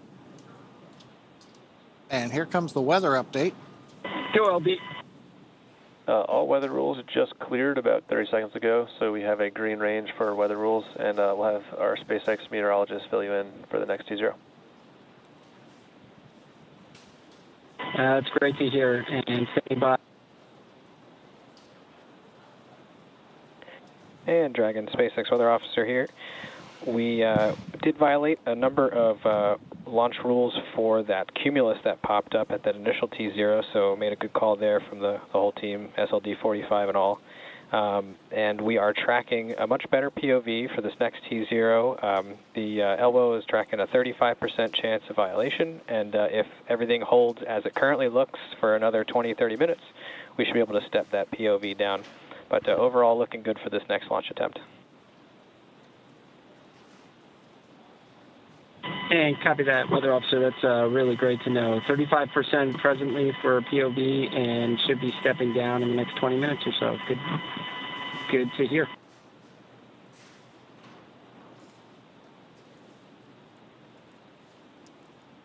Okay, so they've told the crew that what we're just getting from the launch weather officer. The first launch attempt we had to hold as we got inside T-minus 45 minutes. A cell had popped up, and it looked like we were going to be no-go at T0, which would have scrubbed us for the morning. So instead, we held off before we began prop load into the Falcon 9. That preserved a second launch attempt coming up in just under 80 minutes from now. That T0 is planned for 9 hours, 23 minutes, 49 seconds universal time, or 5:23 and 49 seconds a.m. Eastern Daylight Saving Time. Just about an hour or so before dawn there in Cocoa Beach, Florida. So hopefully they'll get a good view if the weather continues to dissipate. As I mentioned, we had the crew rotate seats back into the launch position at T-minus 1 hour and 28 minutes. On the SpaceX Falcon 9 side, the launch chief engineer is going through a technical readiness poll. making sure that the Falcon team is ready to pick up the count as we get inside T-minus 1 hour. Also, amplify a little bit on the launch weather officer. It's always interesting. A probability of violation, or POV as they call it, of 35%. So that means essentially 1 chance in 3 of violating the weather constraints that we would have for a launch. It's interesting. An optimist would say it's a 60% probability of good weather. You know, I don't know why we do the probability of violation, but that's the history. It's been that for as long as I have known it. The big thing that is changing is that the weather was fairly chaotic over the last hour. It's very hard to model and predict as the boundary layer was coming ashore. What they're seeing right now in the weather radar is the boundary looks like it's dissipating. And as the Corps told the crew and the weather officer amplified, we ought to know more in about 20 minutes as we get down close to T-minus 1 hour, in which case the probability of violation may actually decrease, give us an even better chance. Still looking at a variety of things. The rain showers that we saw earlier on the camera lens, making sure that they've dissipated, that we don't fly through rain on the way up. We also want to make sure the big one is cumulus cloud rules. We don't want any thick, high altitude clouds in the flight trajectory. And then, of course, continuing to watch the winds, but that looks to be pretty good. And if the rain dissipates and goes away, then the electric field intensity, which is currently green and go for launch, should also stay that way. So fingers crossed that the weather will continue to improve and we get a go here to continue through T-minus 1 hour and then prop load and take it the rest of the way on down. But right now, Kate, things are looking a little more optimistic than they were an hour or so ago. Yeah, certainly better. Hearing that we've got a 35% chance of violating the weather requirements instead of 60, that's certainly a welcome improvement. So let's talk a little bit about the research that's going to be going up. So Polaris Dawn is the first of 3 planned missions in the Polaris program, and this will conduct extensive scientific research to expand our knowledge of humans adapting, living, and working in space. Much of this research is also intended to improve our lives down here on Earth. And like all science and research, it begins with collecting tons of data, and that process started well before today. Let's take a look. We are in the Houston SpaceX office today. We are here for our what we call L-30 or launch minus 30 days data collection for all of the research that we're doing on our mission. We have about 40 experiments, and a number of those require data collection pretty close to launch date. And so we are doing all of that data collection today, as well as doing some refresher training just to make sure we're really sharp on all of our procedures when we go to flight. There's a lot of steps for each one of these science experiments. They're beneficial for not only improving and enhancing healthcare here on Earth, but it helps us continue this progression with space exploration. What Kid and Anna are doing with the endoscope up through the nose and looking down at the vocal cords, I mean, that is not something easy to perform, in a hospital environment, let alone in space. They certainly stand to learn a lot from it. Reestablishing someone's airway, that's worthwhile to know if we're going to Mars someday. But I think that's a tough one to perform in space. But you got 2 really highly motivated individuals that are going to try and conquer it. In space, there's inflammation. We don't have the impact of 1G pulling on that fluid. So we need to better understand what that inflammation looks like. And once we have a better understanding, we can develop the procedures and the equipment necessary to handle any type of triage situation. When we stepped into this virtual reality scenario, I think Kid and I liked it a lot because they're flying a spacecraft on Mars to kind of gather like hand-eye coordination, motor skills, some cognitive abilities now, and then they're going to compare it to post-flight as opposed to whether or not we can successfully land on Mars.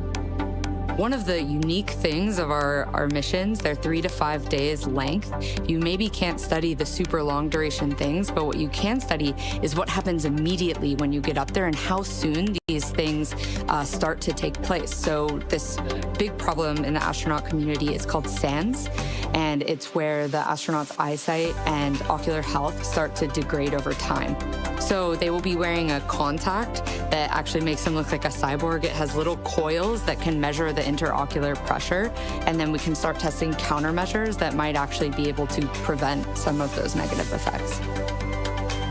We are doing an experiment called GVS disorientation, and this experiment, we wear a set of electrodes that sends electricity essentially through our brain between our inner ears and stimulates a disorientation and an imbalance to train astronauts' adaptation to different G environments and hope to quicken that readaptation. One of the things that we're doing with ultrasound is we are going to be collecting imagery of our veins and identifying whether there's actually bubbles forming when we are changing cabin pressure. It's very possible that nitrogen will bubble out into our blood. If we see bubbles, it will be completely normal and okay if we do see bubbles, but we are hoping to capture that on ultrasound. In order for us to become multiplanetary, we've got to overcome some of these challenges associated with space exploration on longer duration missions. What we gather on orbit in a zero-G environment, in a vacuum, will help us continue this cause in furthering space exploration.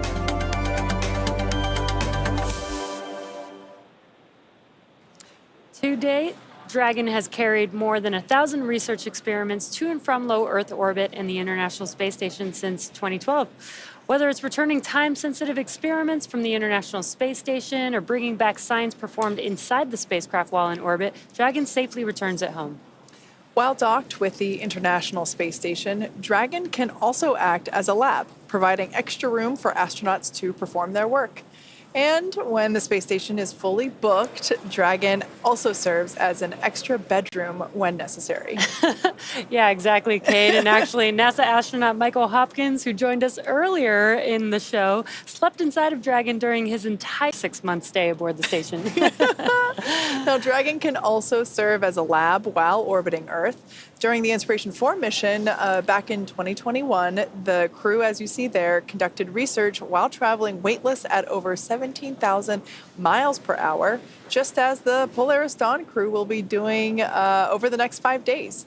Dragon's cargo capacity can be allocated for both crew essentials as well as scientific equipment dedicated to microgravity research and experiments. Yeah, and in fact, SpaceX is currently accepting proposals for research studies and experiments to fly on Dragon. This could be research to understand mental and physical impacts while on orbit, exploring how to improve training, physical fitness, and mental well-being, or advancing medical care with the exploration of just-in-time training and tools. The selected research study groups will have access to SpaceX's crewed Dragon missions, opening up opportunities for researchers that might not otherwise have an opportunity to do so. For more information about SpaceX's on-orbit research program, visit spacex.com/humanspaceflight/research. Now, as we mentioned at the start of the show, there are a number of firsts for this mission. The first commercial spacewalk, possibly reaching the highest Earth orbit ever flown for a crewed spacecraft, which, if that happens, it would break the altitude record set by the Gemini 11 mission, which was half a century ago. Yeah, the Polaris Dawn crew will also be the first to attempt to use the Starlink network while in orbit. Dragon is carrying what we are calling a Starlink plug-and-placer. And Dragon, we are cycling the orbit tank isolation valves again to equalize the low-flow pressure system.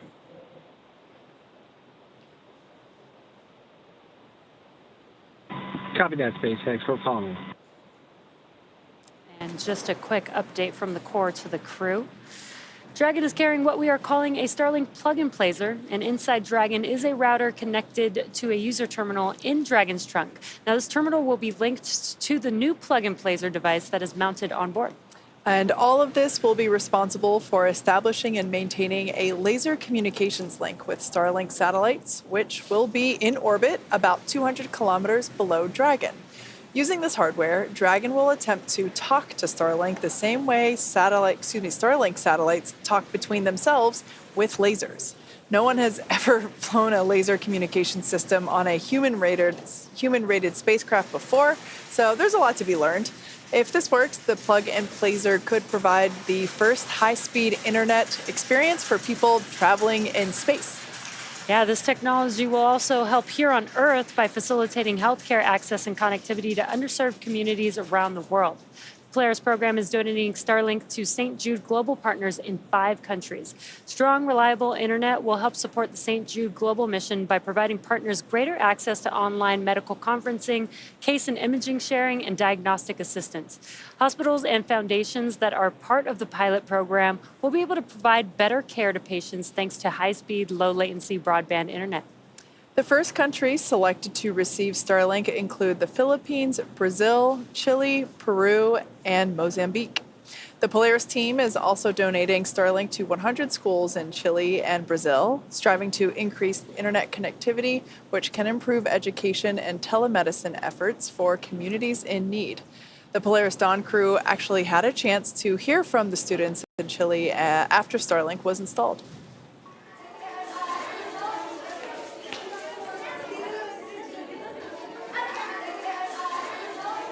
¿Por qué los hombres van al espacio? It's so important to go to space because there is so much of it and we know so little about it. How many of you would like to be an astronaut someday? There we go. How many of you want to go with us on our mission? They all want to go. Starlink is also enabling the rapid development of SpaceX's Starship vehicle, which just completed its 4th flight test in June. Starlink on Starship once again enabled real-time telemetry and live high-definition video throughout every phase of entry, with external cameras providing views all the way to the flight's conclusion. Down at Starbase, Texas, we're continuing to build, test, and fly the world's most powerful launch vehicle ever developed.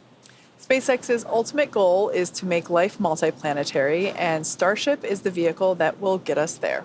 Starship is a fully reusable transportation system designed to carry a massive amount of cargo and large numbers of people to Earth orbit, the Moon, Mars, and beyond. Starship will be capable of carrying up to 200 metric tons to orbit and up to 100 passengers. And we're still in the testing phase, but major milestones like flying at a high cadence, full reuse, and on-orbit refilling are key priorities. We're also building a second Starbase launch tower to further increase Starship's flight opportunities. This will also allow for continuous upgrades to the towers while continuing to launch. Now, also in testing, our engineers are proving out all systems necessary to make a trip to the moon possible, such as propulsion, life support, and even the elevator that will take the crew and cargo from the Starship hatch opening down to the lunar surface. In partnership with NASA, Starship will put the first Artemis astronauts on the moon. The vehicle will perform one uncrewed demonstration flight before the Artemis 3 mission. You are go for section 5 of 4.100. Report when you are go for launch.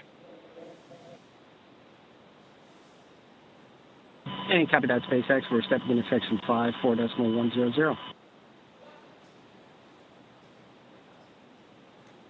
All right, so just the core syncing up with the crew, informing them that we are continuing with the launch countdown.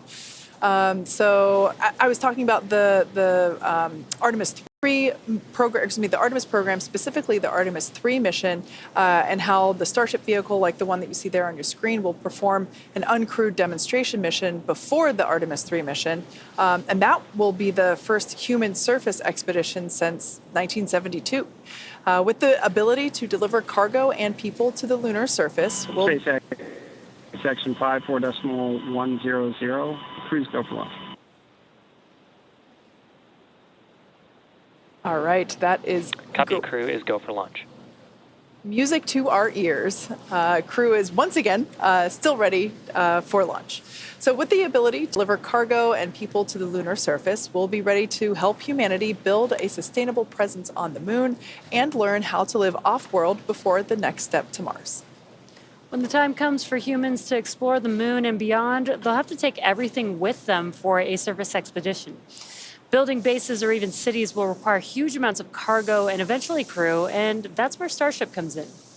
This year is shaping up to be a busy one for Starship. As we mentioned, we completed the fourth flight test of Starship on June 6th down in Starbase, Texas, as you see there. The Super Heavy booster lifted off successfully and completed a full duration ascent burn. Starship executed another successful hot stage separation, powering down all but 3 of Super Heavy's Raptor engines and successfully igniting the 6 second stage Raptor engines before separating the vehicles. Following separation, the Super Heavy booster successfully completed its flip maneuver and boost back burn to send it back towards its splashdown zone. The booster's flight ended with a landing burn and soft splashdown in the Gulf of Mexico, 7 minutes and 24 seconds into flight. The landing was caught by both the onboard camera as well as one of our marine buoys. Meanwhile, Starship's 6 second stage Raptor engines successfully powered the vehicle to space and placed it on the planned trajectory for coast. Starship made a controlled re-entry, successfully making it through the phases of peak heating and maximum aerodynamic pressure, demonstrating the ability to control the vehicle using its flaps while descending through the atmosphere at hypersonic speeds. And speaking of those flaps, Starship provided live video throughout re-entry via SpaceX's Starlink satellites, providing most spectacular views. And we all cheered on the little flap that could as it hung on with the last strings for dear life. Now, these Starlink-enabled views, they were incredible, and we're looking forward to having similar incredible views on Polaris Dawn. Yeah. Flight 4 ended with Starship igniting its 3 center Raptor engines and executing the first flip maneuver and landing burn since our high-altitude test campaign, followed by a soft splashdown of the ship in the Indian Ocean about an hour and 6 minutes after launch. The 4th flight of Starship made major strides to bring us closer to a rapidly reusable future. Its accomplishments will provide data to drive improvements as we continue rapidly developing Starship into a fully reusable transportation system. Now, looking forward to Flight 5, we're getting ready to attempt the first ever tower catch of a booster. Now, returning the booster after launch is a core capability to Starship, becoming rapidly and reliably reusable. And speaking of rapidly, as of August 21st, we had both towers fully stacked, which is so incredible to see. That's a real photo. That's awesome. So stay tuned for exciting updates as we get closer to this next launch.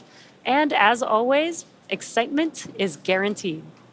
Now, for those that have just recently joined us, you picked a great time because we are exactly 1 hour and 1 minute and 13 seconds away from launch. Welcome back to the coverage for the Polaris Dawn mission. The Polaris program is a first-of-its-kind effort to rapidly advance human spaceflight capabilities while continuing to raise funds and awareness for important causes here on Earth. The program's goal is to demonstrate important operational capabilities that will serve as building blocks to help further human exploration to the Moon, Mars, and beyond. Polaris Dawn is the first mission in the Polaris program. The program will consist of up to 3 human spaceflight missions that will demonstrate new technologies, conduct extensive research, and ultimately culminate in the first flight of SpaceX's Starship with humans on board. The Polaris Dawn crew will be performing some incredible firsts in space, including the first ever commercial spacewalk. And this mission will fly higher than any Dragon mission to date, attempting to reach the highest Earth orbit ever flown for a crewed spacecraft, breaking the record set by Gemini 11.5 a century ago. The crew will also be the first to test Starlink laser-based communications in space. They will orbit the Earth for up to 5 days before splashing down off the coast of Florida. And over the course of their mission in orbit, the crew will conduct a wide range of research in microgravity designed to advance both human health on Earth and our understanding of human health during future long-duration spaceflights. Now, liftoff time is still holding for 5:23 a.m. Eastern, and we're currently tracking no technical issues with Falcon 9 or Dragon. The range is green, and weather at the moment is cooperating, but the last POV that we had was 35%, and we heard that it was going to improve as we get closer to T0, so fingers crossed it stays that way. Now, over the last more than 3 hours, I think more like 5 hours at this point, the Polaris Dawn crew donned their SpaceX suits and were then transported to the pad where our crew entered Dragon spacecraft, the one that you see there on your screen. Since arriving at the spacecraft, the crew were helped by our closeout team to get in their seats, those seats that you see there, attach their suits to the special umbilicals that provide breathing air and communication link to Dragon systems. They conducted successful leak checks and communications checks with the core here in Hawthorne, and that is the person who they will be speaking to directly throughout the mission. That stands for Crew Operations Resource Engineer. Yeah, and the closeout team was able to seal the hatch, which also gets its own leak check. And the closeout team has already departed the pad. Once that hatch was sealed, they were able to clear the area and clear the pad. And now we've been doing some weather checks as we got closer and closer to T0. So again, we will be doing another final go, no go for launch. Before we get to that final go, no go, the next team will do an internal poll, making sure that conditions are right with Falcon 9, Dragon, the crew, the range, and the weather, of course. T-minus 1 hour until liftoff is the final evaluation checkpoint, or the last opportunity for the SpaceX team to adjust the launch time if it's needed. And with everything so far on track, let's take a moment to meet the crew that will be flying today. The Polaris Dawn mission has many time objectives, so the Polaris program chose a crew of experts who know each other well and have a foundation of trust that they can build upon as they undertake challenges of this mission. Mission Commander Jared Rook-Isaacman served as commander of Inspiration 4, the world's first all-civilian mission to space. Jared holds for a weather update.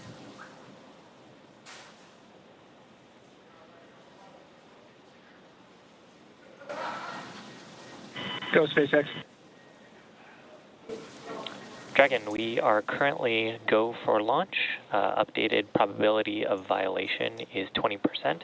So with that, we are going to be pressing towards T02. We'll keep you updated if any other weather comes through. Hey, copy that, SpaceX.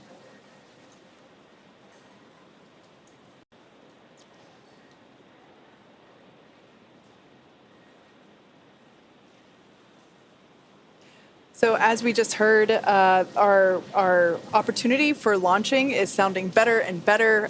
The probability of violation for weather rules has decreased from 35% probability to 20%. So that is excellent news.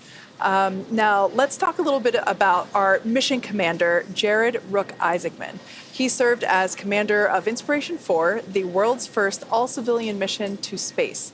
Jared holds several world records, including 2 speed around the world flights in 2008 and 2009 for the Make-A-Wish Foundation. He has flown in over 100 air shows as part of the Black Diamond Jet team, dedicating every performance to charitable causes. In 2011, Jared co-founded what would become the world's largest private air force, Draken International, and that trains pilots for the U.S. Armed Forces.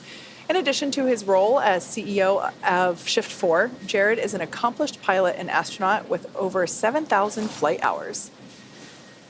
Mission pilot Scott Poteet served as mission director of Inspiration 4, and he goes by his call sign Kid.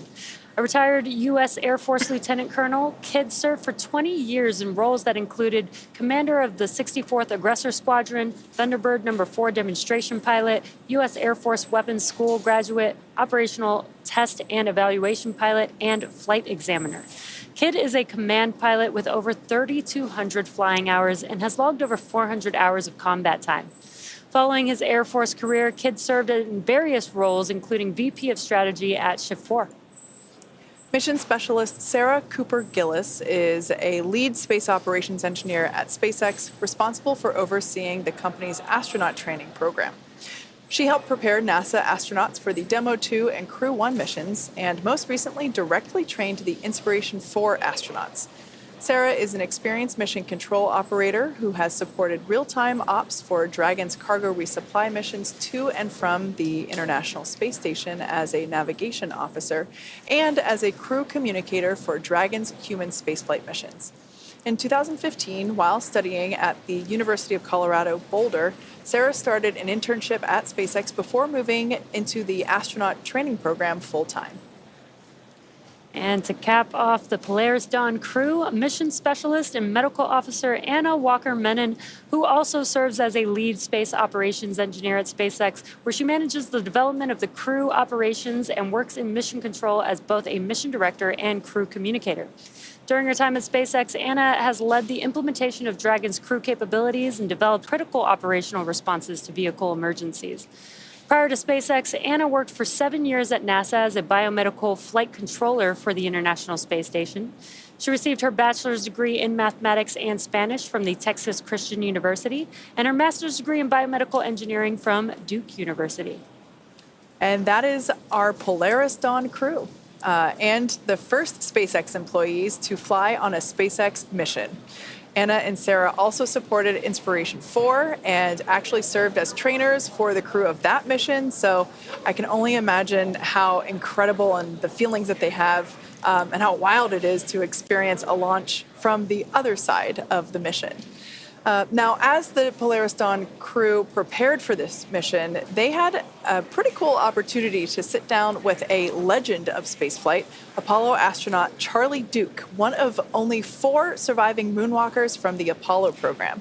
He flew on the Apollo 16 mission to the lunar surface in 1972, and more than 50 years later, he had some great advice for our crew in advance of the first ever commercial spacewalk.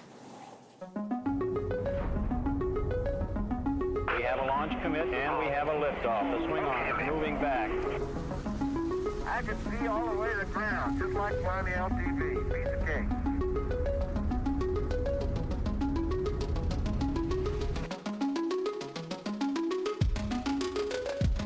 Welcome to our mission control. Thank you very much. We copy you down, Eagle. You got a bunch of guys about to turn blue. We're breathing again. Thanks a lot. What emotions run through your head as you watch that? For Apollo 11, it was really tense. Yeah, the tension in mission control was through the roof. You know, I was more tense in that landing when I actually did it. Because, you know, in the spacecraft, you're seeing all the systems, whereas in mission control, you're just looking at a little screen, you know, and I was never were this big. They were just little things.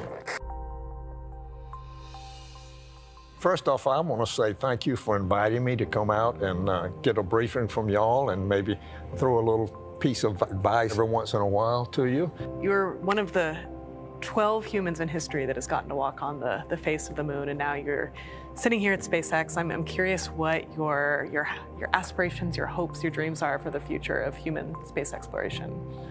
Well, I'm excited about the privatization of space. When it first came about, I was a little dubious, but then it was quickly obvious that SpaceX knew what they were doing. And I've been a big supporter of what SpaceX is doing in space and manned and unmanned launches. I'm impressed with this facility, and first time I've been here. Well, sir, it is a real honor. It is a real honor to have you here and have this conversation. Polaris Dawn, sir, is the first of up to 3 missions that are contemplated. So we're going to vent down the vehicle and conduct a spacewalk. And we're going to test out a new spacesuit that the engineers at SpaceX here have been developing. It's to learn really as much about this new generation suit that SpaceX has built and then the entire operation associated with it. I'll be one of the crew members that goes outside the vehicle. Sarah will be as well. And then Kit and Anna are going to be inside the vehicle in kind of supporting capacity and be the eyes and ears of, while we're outside. Is that visor assembly separate from your... The whole thing is It's all integrated. Yeah, it's a spiral waist zipper that we don and doff the suit. It's important to have a suit that works. I mean, it's mobile and fits. Sir, based on your training experiences, what was the most memorable thing you went through? Let me cover something that's very similar to y'all's, and that's the Trans-Earth EVA. Are you ready, Charlie? Roger, copy. Looks like the old moon. Both the Apollo 15, 16, and 17 had no problems with the Trans-Earth EVAs. It's very spectacular. I mean, the view, that was my most impressive memory, really, is to float out, and there was the Earth down here about 180,000 miles away. And my job basically was hook myself in so I don't float off and hold on. How long are you depressurized? So for the spacewalk, based on the vehicle design and what we can support, we have about 2 hours end to end for both depressurizing external operations and then repressurizing the spacecraft. But we'll all get suited up, depressurize the spacecraft, and then 2 people, one at a time, will go outside, come back in before we repressurize the spacecraft. My advice is don't let go. That's good advice. I wish you well, and thank you. The goal of SpaceX is to build technologies necessary to make life multiplanetary. And this is the first time in the 4 billion year history of Earth that it's possible to realize that goal. Missions like Polaris Dawn are helping accelerate those efforts by developing and testing technologies that will enable humans to live and work in space, while also improving life for us here and now. I'm a total believer in the SpaceX mission and vision. I think the world is a more interesting place when you can journey among the stars. I believe that a lot of the questions that human beings have asked themselves since the beginning of time are probably out there, and we've barely scratched the surface, and SpaceX is trying to change that. Polaris Dawn has some really ambitious objectives, and the missions that follow it will also as well. And the hopes for all of these is that we will develop technologies and test technologies that will help SpaceX ultimately achieve its long-term ambitions of making human life interplanetary. What's really unique about the Polaris Dawn mission is it's a development mission. So not only are we taking the basic fundamentals of how to live in Dragon and operate the spacecraft, but we're now adding whole new operations for new suits, new systems, a new repressurization system in the capsule.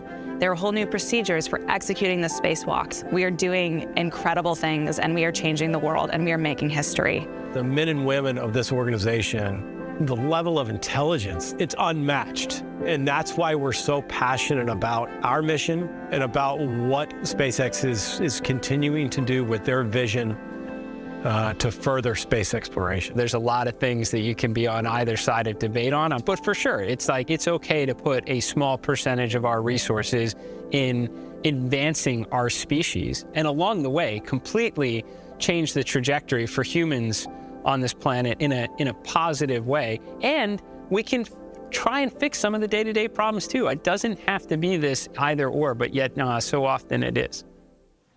We're coming up on T-minus 46 minutes. The launch director and the launch team have conducted their electronic poll. The launch director has also checked with the Dragon mission director for their readiness. Everything continues to look good. We're going to be hearing some instructions from the SpaceX launch director. He'll be making announcements on the control room lockdown and protocols for hold or launch escapes. And he'll also be reminding the team that inside of T-minus 10 seconds, only the computer can abort the launch. Now, once the LD, the launch director, gives these instructions, they will clear the team to proceed with moving the crew arm away from the launch vehicle. You can see the arm is in the access position right now, but once we get... Poll is complete, and the team is ready for crew access arm retract, propellant loading, and launch. Both control rooms will go into lockdown at T-minus 45 minutes and remain in that state until the launch escape system is disarmed. All operators are remain at their console and maintain a sterile cockpit until MD confirms successful disarming of the launch escape system following orbit insertion or propellant offload in the event of a scrub. For non-urgent no-go conditions, brief the C or LD, and they'll approve during the countdown. For urgent issues affecting the safety of the operation, operators shall call hold on the countdown net. Launch control will abort the launch auto sequence immediately and proceed into the launch abort auto sequence. At T-minus 10 seconds, launch control will be hands-off, relying on automated abort criteria for the remainder of the count. Operators advise the launch director whether structural breakup or fire is imminent or occurring per Dragon manual escape flight rules. Launch control, you may proceed with arming the crew arm for movement.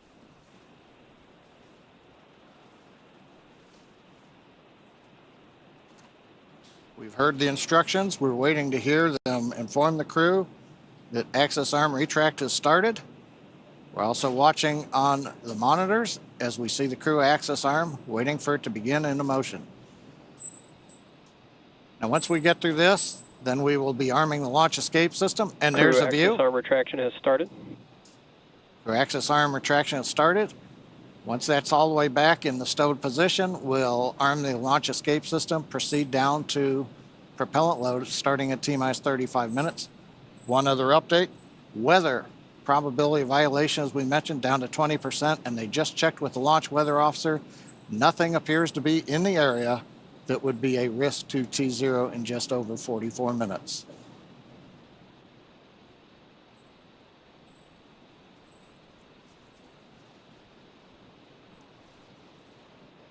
And Jesse, you can see crew access arm starting to come back now. Yeah, this is a very exciting moment here. This is one of the last major visual milestones that we'll see in preparation for liftoff. And soon we should also hear the call out that the Crew launch... access arm retraction is complete. And great call there. That is the conclusion or completion of the crew access arm retraction. We should also hear the call out for the launch escapes. Dragon, you are go for section 6. Close visors and arm the launch escape system. Copy that, SpaceX. We are stepping into section 6. We're going to close visors and arm LES. And there it is. They're getting ready to arm the launch escape system. And the crew is closing their visors, which you can see there. This is in preparation for that arming of the launch escape system.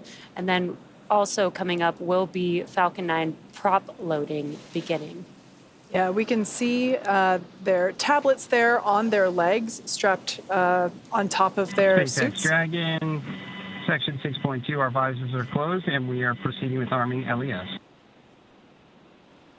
SpaceX copies. So those tablets that they have provide all the information that they need for the mission. The crew, as you can see, reporting that they are ready for the next steps, reporting that all their visors are closed. Arming of the launch escape system now coming up.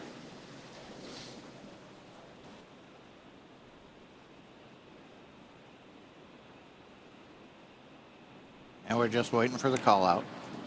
Launch escape system is verified armed. Copy that, SpaceX. We show the same. Yep, that's SpaceX good news. Dragon, we're closing out 4.100. 4.100, a reference to SpaceX copies, closing 4.100. That's a procedure the crew is running on their tablets. So with that, the launch escape system is now armed. Should something happen that requires Dragon to execute an emergency escape, if something were to happen to the Falcon 9 or the pad right now, the system is ready to go. There's another key reason. Once we got the crew access arm back, we went right into arming the launch escape system, because once that system is armed, should we need to have the crew leave but depart via the crew access arm, that arm took a minute or so to retract. It can actually come back into the support position much faster than that. So there's a high-speed mode, but that high-speed mode requires that we be in the armed configuration so that it'll be enabled. So if that was needed, the crew could then leave the hatch, go down the arm, and depending upon the direction, they can take the elevators. The elevators are currently at level 255. When the ground team left the pad, they send the elevators back up. So if the crew needs them, they're right there. And of course, we have the slide wire basket system on 39A is another way. So there's several ways if the crew had to leave. But the good news is, coming up 40 minutes before launch, everything continues to go well, technically, on Falcon 9 and Dragon, and it looks like the weather has begun to cooperate now.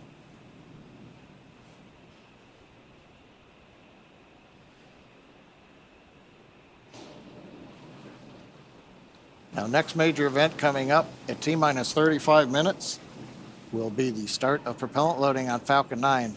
Once we get into that, then we're committed to the T0, even though there's still more time in the window and a third launch opportunity if we need it. We would not be able to take advantage of that if we get propellant going into the Falcon 9. Again, the views from 39A, the arm is retracted. You can't tell it, but Launch Escape System is armed on the Dragon spacecraft.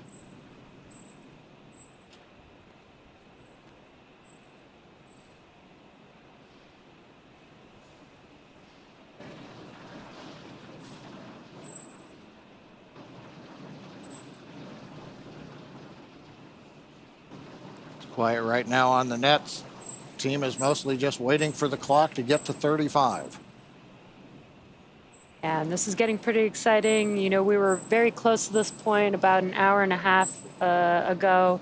And again, we did make that call due to weather to move the T0. And we did that prior to propellant loading, because once we start propellant loading, we're basically committed to that T0, which was a great call, again, from the team on monitoring the weather and going for the second T0, which has a much better probability of good weather at the T0.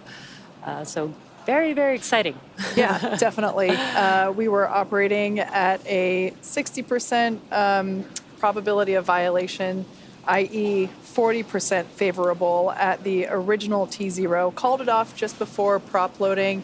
And now, fast forward to hour and a half, 2-ish hours later, you know, we're now closer to 20%, or not closer, we are at 20% probability of violation, so 80% favorable. So definitely a significant increase. And as you said, stepping into prop load is a pretty strong vote of confidence that we're going to be able to make it. Hopefully, fingers crossed, there is always that 20%. But we are optimistic that we're going to see our Polaris Dawn crew in orbit sooner than later. And it shows, you know, this is a perfect example of, you know, why we have all these procedures and these milestones where we're checking in throughout the countdown to make sure that, you know, we have opportunities to make the right decision, again, for safety being the number one thing that we're always looking out for, especially with crew on board, but just for any mission. And we were able to... tanks will vent for the start of propellant load in 5 seconds.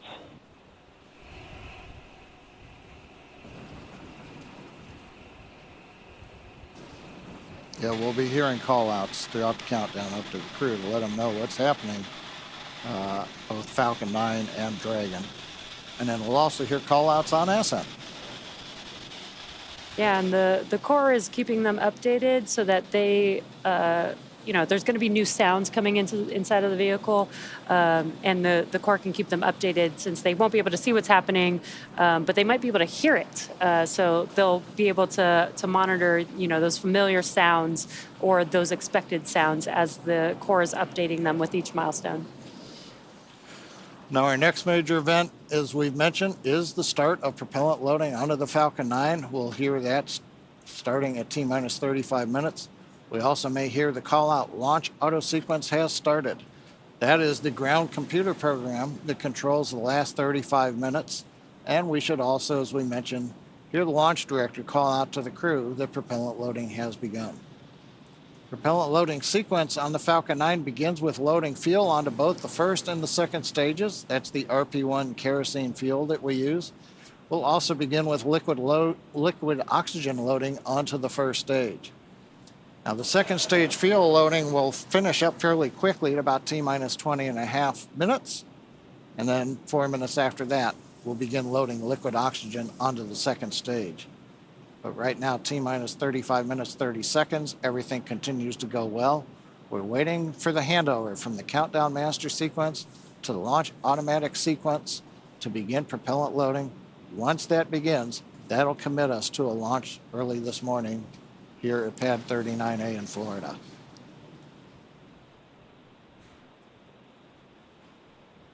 We'll listen in now for the start of propellant loading. The launch auto sequence has started. And great call out there. We just heard that the launch auto sequence has begun. This means that propellant loading has begun on Falcon 9. Now we are T-minus 34 minutes and 45 seconds from liftoff. Dragon was loaded with its propellants about a couple weeks ago, just a few miles down the road at what we call Dragon Land. In order to fly, Dragon needs a fuel and an oxidizer. And for the fuel, we use monomethylhydrazine, or MMH, and nitrogen tetroxide, or NTO, for the oxidizer. Now, together, these propellants feed the Draco engines that maneuver Dragon on orbit, as well as the 8 Super Draco engines that would power the launch escape system in an abort scenario. And again, now that fueling for Falcon 9 has started, that means the 8 Super Draco engines inside Dragon are ready, if needed, to launch the capsule away from the Falcon 9 rocket in an instant, should there be any kind of emergency associated with the rocket or the pad. Now, some of you are very familiar with the vehicles on the launch pad today, but for those of you who aren't, no worries. We're about to make you instant experts. Now, on the left side of your screen is a live view of our Falcon 9 rocket with the Dragon spacecraft on top. Together, they stand about 229 feet tall.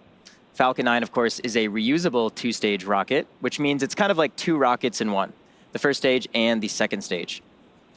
The first stage is the bottom 2/3 of the vehicle. You can see soot from the previous 3 missions that this booster has flown, and those missions include NASA Crew 8 as well as 2 Starlink missions. The first stage is responsible for accelerating Falcon and Dragon through Earth's atmosphere and into space. To do that, it has 9 Merlin engines at the bottom of the stage. Prior to liftoff, the Falcon 9 first stage is loaded up with nearly 1 million pounds of fuel and liquid oxygen. At liftoff, the Merlin engines use these propellants to provide the first stage with a thrust greater than 5 747 airplanes at full power. And these engines consume about 700 gallons of fuel per second. The first stage accelerates the vehicle through the Earth's atmosphere into space, and then separates from the rest of the rocket at just about 2.5 minutes into flight. From there, the first stage will do what no other orbital-class rocket in the world can do. It will make its way back down to Earth and target a landing on our drone ship. Just read the instructions, which you can see there on your screen.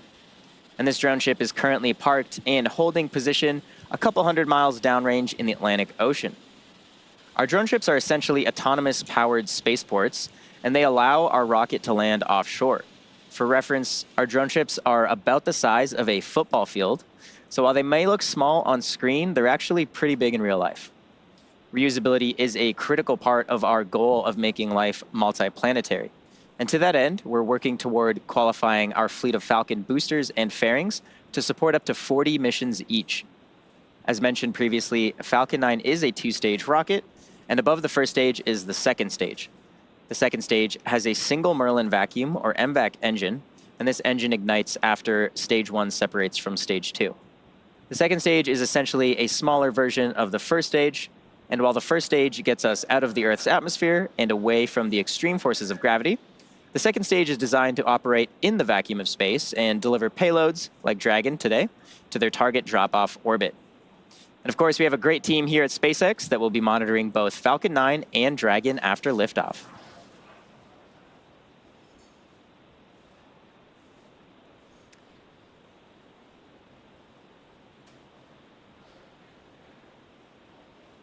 And like Atticus said, we have teams here in Mission Control, Hawthorne, and that team is responsible for close monitoring of the Crew and Dragon every step of the way as the spacecraft orbits the planet along its customized flight path. On console or headset are a number of positions who are monitoring the health of the vehicle and crew. The mission director, responsible for mission success, is in charge of that room. And the person that you'll hear talking to the astronauts, and the person we have been hearing speaking to the astronauts, is the crew. Stage 1 cryohelium load has started. The Crew Operations and Resources Engineer, or CORE. The other positions are focused on things like navigation and control of the vehicle, avionics, software, propulsion, life support systems, and communications with ground segments. Different members of the SpaceX team will rotate through these positions throughout the mission to ensure 24/7 coverage of the Crew and Dragon through splashdown, which will be about 5 days from now. And it's worth mentioning that Two of our crew members, Anna and Sarah, have sat in these very seats before as part of the SpaceX team. Anna served in mission control during multiple Dragon missions, including Demo 2, Crew 1, CRS 22 and 23, Crew 3 and Crew 4, as well as Axiom 1. And Sarah has supported real-time operations for Dragon's cargo resupply missions to and from the International Space Station as a navigation officer and as a crew communicator for Dragon's human spaceflight missions. And now they'll get to see what it's like from the other side inside of Dragon. Although Anna and Sarah have trained astronauts for SpaceX missions, they were not exempt from going through that exact training themselves. The Polaris Dawn crew has gone through the same rigorous SpaceX training as our NASA astronauts. Plus, they also had to train to perform an EVA, or an extracurricular vehicle activity. We had an opportunity to talk to Anna, Jared, Kid, and Sarah about their training experiences, and here's what they had to say. The bulk of the training has been rightfully focused on the EVA, or the spacewalks. In a development program, you don't know what you need to train to. Like, how can we run pressurized operations, simulate microgravity, but also have like a simulator that's powered, with hatches to get in and out of, so we don't have to submerge that in a pool. We looked at a suspension system solution where we can set up a physics model that allows you to pressurize the suit, put on a harness, and then a hoist will lift a suited crew member up.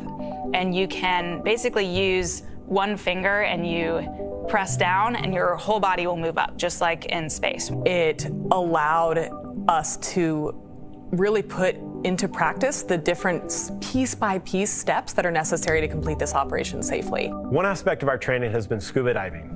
The buoyancy allows us to kind of experience a different environment. The lack of communication is a challenge associated with scuba diving. You rely on alternate forms of communication. You'll use different hand signals to communicate, like I'm okay, you're okay. So I would say scuba diving has a ton of great training lessons that are directly applicable to our spacewalk. I have to say, I think the max fun here was the skydiving we did at the Air Force Academy. That was some of the best training ever. When I dropped out of that airplane, sitting in the airplane as I was going up, I felt those nerves, all of that rush of emotions that comes with, recognizing that you are about to do a really high consequence operation. And you're standing out, leaning into the wind, out of an aircraft, and then you just let go and you fall. It was incredible training, some of the most memorable training we've done. For the centrifuge training, the purpose is to go through both a launch and a reentry, as well as a launch escape mission profile in this human centrifuge that's spinning you around and imparting forces on your body that are similar to the ones that we will experience when we go through those operations actually in space.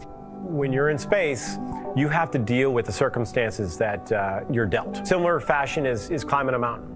You're on the side of a mountain, it's taken days to get to where you're at, approaching the summit. You're dehydrated, you're hungry. You learn to manage those stressors. And those are all good preparation techniques in getting ready for space exploration. We've had it all. We've had unbelievable, highs, and we've had lows. It's just been a great 2 years of growth. Some of the best times of my life.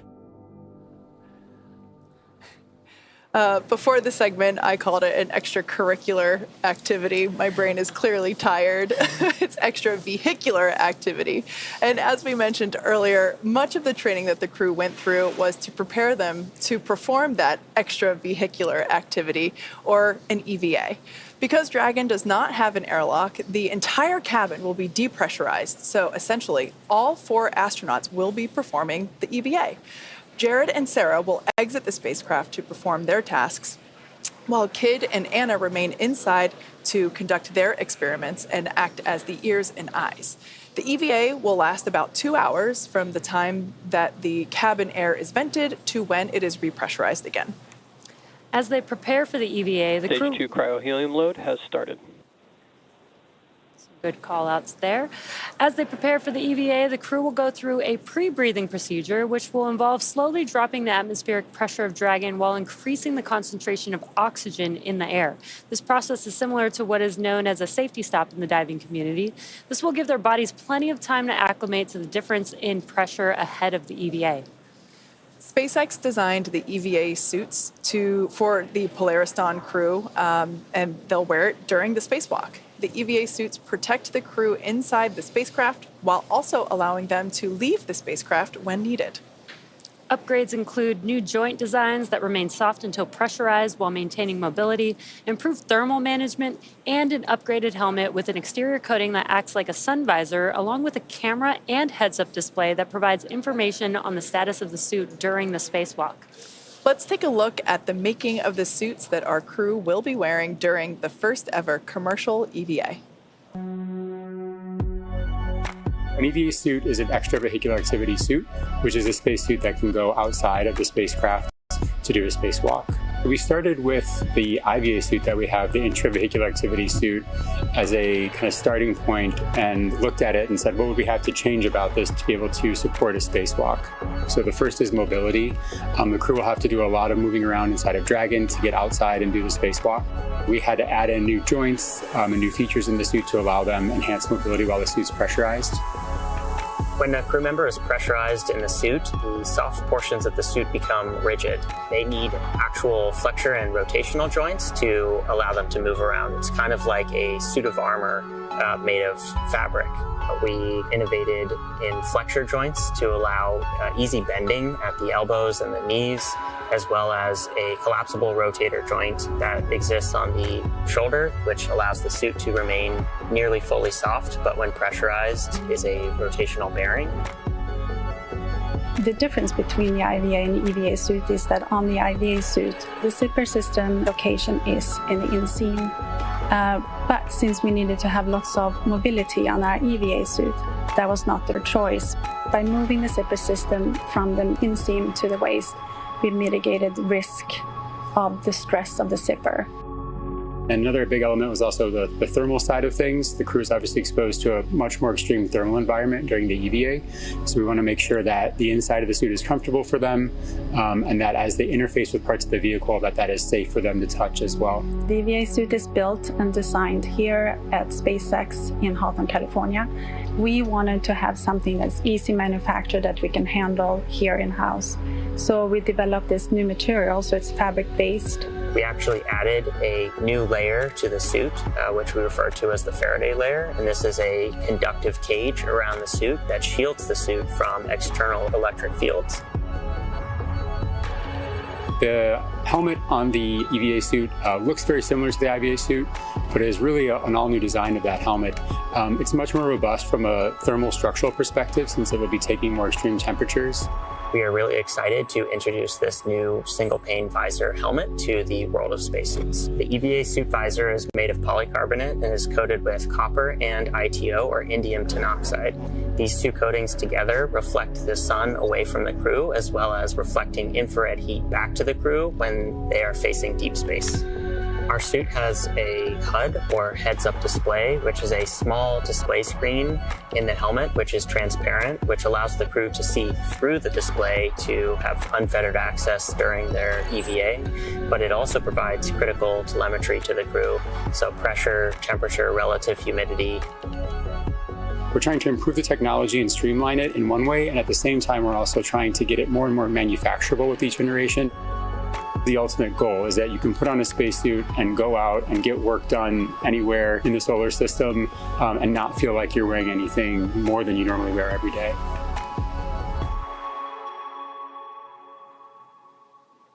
Between 190 to 700 kilometers above Earth, the Polaris Dawn crew will attempt the first ever commercial spacewalk. Here's how it all came together. EVA stands for extravehicular activity, and it's any sort of operation in space where a human is getting out of the spacecraft. So in the case of Polaris Dawn, we're going to be testing the mobility of the suit. We're going to see if the in-space operation matches the training we've done here in Hawthorne. There's really a lot of different things that can happen during an EVA, and this is the first step for Dragon and SpaceX. When I first started working at SpaceX, I never thought I'd be training a crew to do an EVA. It's brand new, it's so unique, we've never done anything like this before, and so we wanted to make sure we had the best possible training program for this mission.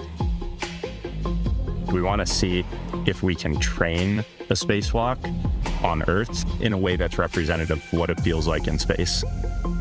Even though only 2 people are going to be going outside during this first EVA, 4 crew will be in EVA suits going down to vacuum. Dragon was always designed to vent to full vacuum, but we've never taken full Dragon capsule down to vacuum, and this will be the first time we do it in space. We actually put crew into a chamber at Johnson Space Center in Houston and had them live the exact profile that they will experience, and making sure that no one actually experienced decompression sickness. We have a couple new training assets for Polaris Dawn to train the EVA specifically. The suspension system that we have is situated on top of the platform of our capsule simulator. The lines drop through the hatch. They attach to a single crew member inside the capsule. We can lift them up and get them situated so that they can egress the capsule and perform their tasks at Skywalker, the mobility aid. The Skywalker, what's amazing to me is a lot of people are going to think it's a metallic structure just bolted to the top of Dragon, but a lot of development effort, testing went into the Skywalker. So we actually used similar technology as we have in the Super Draco chambers to apply a thermal barrier coating to the outside of the Skywalker. That is going to be a really, really amazing mobility aid on the front end of Dragon. We also developed a sideways simulator, so we flip the hatch on its side. In the event the hatch fails to close, they can manually close the hatch. We had them do that in a sideways suspension system, so gravity isn't helping them close or helping them open that hatch mechanism. It's new development for Dragon, it's new development for SpaceX and the industry as a whole. So this is a great example of where Polaris Dawn is forcing the team to innovate in a way that adds safety and reliability to every Dragon mission going forward. That's this huge challenge for us to go solve, but that's also an opportunity for us to solve the problems that we have to go figure out anyway for our larger goals, like putting people on Mars. The Polaris Dawn objectives are the first step towards that ultimate flight with humans inside of Starship, which is right on the SpaceX development path that we have towards getting to the Moon and Mars. All right, we are T-minus 17 and just under a half minutes until liftoff of Polaris Dawn. This mission will fly higher than any Dragon mission to date. There'll be lots of research experiments performed while the crew is on orbit, and most notably, they're going to perform the first ever commercial spacewalk. We're super excited to see the clock continue to count down.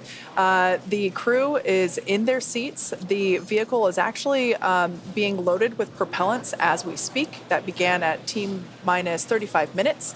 The launch system is armed, and we have gotten the okay to go from the crew. They are ready to go to space. Yeah, it's super exciting.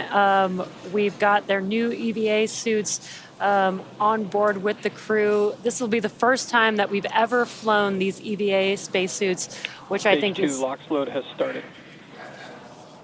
Which I think is one of the most exciting parts about this mission. And we did get a good call that Stage 2 LOX liquid oxygen loading is now beginning on the vehicle.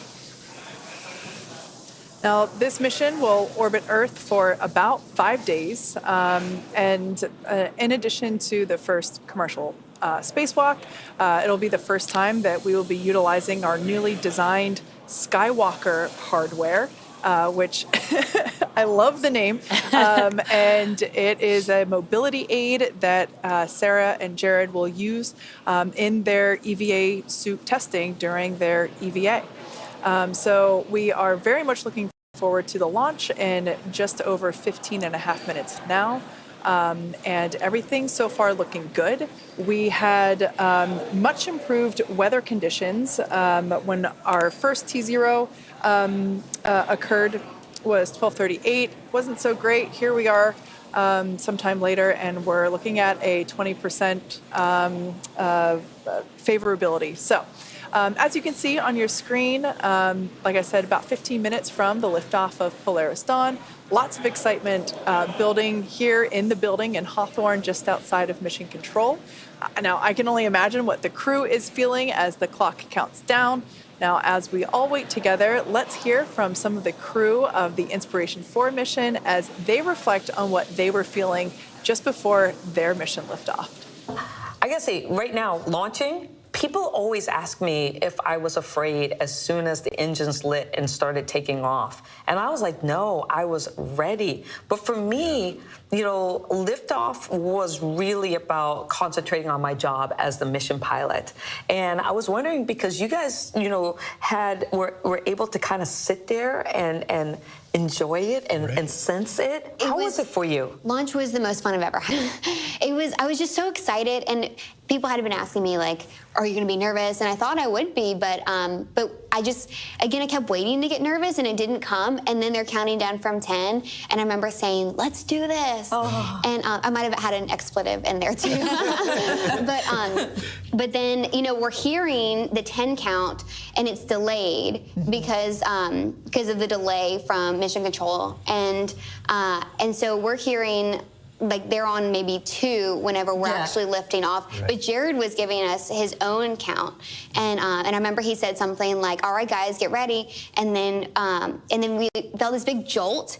And then, of course, a lot of G-forces that came on really quickly, but it was just so smooth. Yeah. And I remember I had the biggest smile on my face. Like, I was having so much fun. Yeah. You know, and for me, it wasn't just sitting there idly going for a ride. It was thinking about, okay, what am I hearing? What's that pressure I'm feeling through my chest? Because this is happening probably just once, right? And so how do you share this? How do you tell someone what you're going through in this moment if you're not paying attention to everything? And so that's what I was really trying to do, was, you know, look between my toes at the window, or look over at your screen, Cyan, and see, you know, where we are. Yeah. I was wondering if you could see, how much you could see, because I couldn't see out the, you know, I was laser focused on listening to Jared and watching the monitor, and I was surprised at how smooth it was, because I was expecting for it to be a little bit more, you know, where the monitors are going like this, but it wasn't at all. Mm-hmm. But I always wondered, did you look between your toes and see? Could you see out? Were you able to? I don't think I did. I remember right before we launched, just seeing it was very dark. Mm-hmm. But I don't think we could really see anything except darkness. Yeah, I don't think we really could see anything except, and it wasn't until we got into space that we made our first orbit around it, where the sun was, you know, rising from the other side of the Earth, that we actually got our first light from the sun enter the capsule. Yeah. Yes, and I remember saying out loud, "Is that the Earth?" And like, obviously, what else would it have been? But it was just so unbelievable. I had to say it out loud. Yeah, interesting comment about first light. We'll be launching about an hour before sunrise at Cocoa Beach, Kennedy Space Center. But as they head into orbit, I wonder how long it'll take before we get sunlight into the capsules. They're heading northeast towards the sunrise. Yeah, the crew is certainly prepared for some pretty amazing views on ascent. You know, we just heard from the Inspiration 4 crew about some of their experience with their launch. I absolutely love hearing them describe just how smooth the ride is. You know, that's always so surprising to me. We have 9 M1Ds, 1.7 million pounds of thrust, but yet somehow the ride is still smooth. That's just amazing. I was actually just looking back at my Inspiration 4 liftoff notes in my handy-dandy notebook, and Sarah, who is our mission specialist on the far right-hand side of your screen there, was actually the core for liftoff of Inspiration 4. So I'm sure she's having a great 360 moment. Now, as we approach the last few minutes before liftoff, we have some well wishes for the crew. Anna, Sarah, Kid, Jared. From the Dragon Flight software team. On behalf of the Dragon Propulsion build team, Dragon Avionics here. The materials team. For the build reliability team, The Draco team. The Dragon Propulsion engineering team. Falcon Flight reliability. From the Falcon build reliability engineering team to Polaris Dawn. We're so excited for you on this Polaris Dawn mission. We're wishing you the best of luck from McGregor. Thanks for allowing us the opportunity to do a lot of testing. Thank you for flying Dragon. Please remember to keep your hands, arms, legs, and feet inside the vehicle at all times. May Falcon and Dragon propel you to unimaginable heights. We know our engines will get you there safe. Go fly higher than Dragon's ever flown before. And hope you enjoy your internet in space. Good luck. Safe travels and go Polaris Dawn. Go Polaris Dawn. Godspeed, Polaris Dawn. Go Polaris Dawn.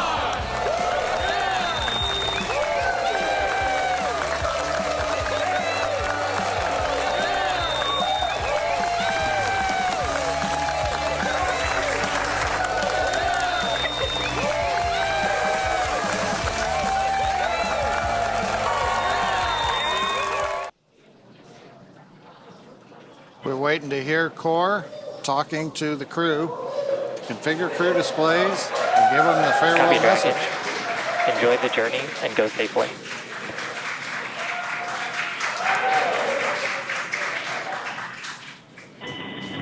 To our SpaceX family, thank you. Today is all of our mission. You are launching with us.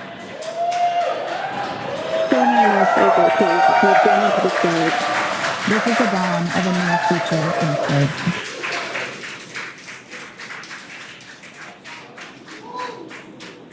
Coming up on T-minus 9 minutes and counting. Displays are configured for launch. We've heard from the crew. Core is giving them the ready to launch message.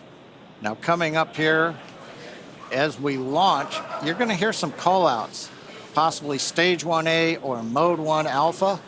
These are abort modes that just let the crew know as we're flying what they should be prepared for in case they had to execute an emergency escape from the Falcon 9. Don't expect that, but they are trained, and that's when you hear 1A, that means they've lifted off. 1B you might hear, that'll come late in the ascent as we're throttling down the Merlins on the first stage. And then when we're on second stage, you'll hear 2A and eventually Shannon, which is a call out for Ireland that tells the crew that they can cross the North Atlantic. And then finally we get into orbit and everything gets disabled and Dragon will separate. But right now coming up on T-minus 8 minutes, everything continues to go well.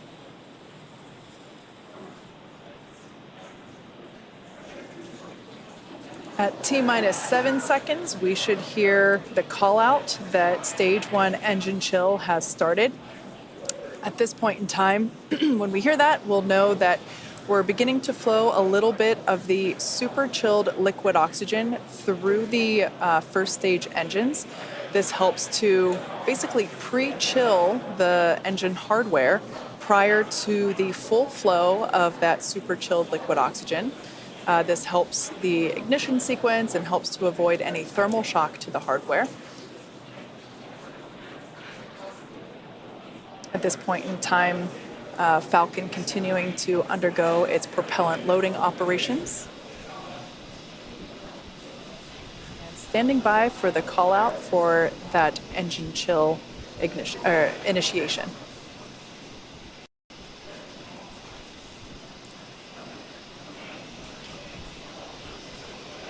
Engine chill has started. And great news there. As Kate mentioned, engine chill has begun. And we are loading propellants on Falcon 9's first and second stage. Second stage propellant loading for RP1 has completed. We're getting close to wrapping up propellant loading on stage 1. And while RP1 will be completed around the T-minus 6 minute mark, liquid oxygen loading will continue on both first and second stage as we get closer to the T0.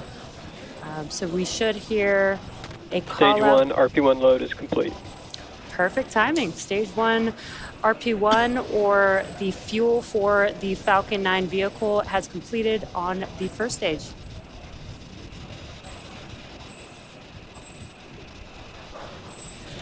Now coming up next at around T-minus 5 minutes, we should hear a call out that Dragon has transitioned to configure for terminal count. This is similar to the startup phase of the count for Falcon. It's essentially when the vehicle takes over control of the count and starts to operate on internal power and on internal computers. So of course, Falcon 9 enters the startup phase at T-minus 1 minute. And Dragon will transition to configure for terminal count at T-minus 5 minutes. Got a great view right now of both Dragon on the left side of your screen and our 4 crew members on the right. We are now approaching the final minutes of the countdown here.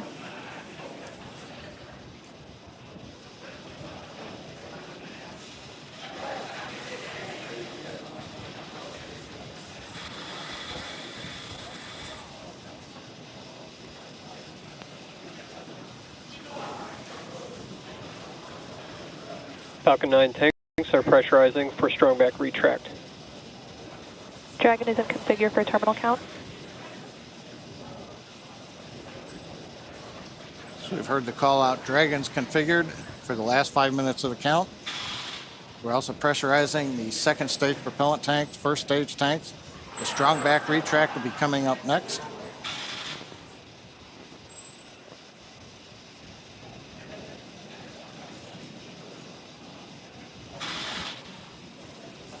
Strong back is retracting. All right, so there's that call out. We should begin to see it retract slightly from Falcon 9. LOX load continues on both first and second stage. Fuel loading is complete on first and second stage. We expect the LOX load to complete on first stage at T-minus 3 minutes and complete on second stage around T-minus 2 minutes.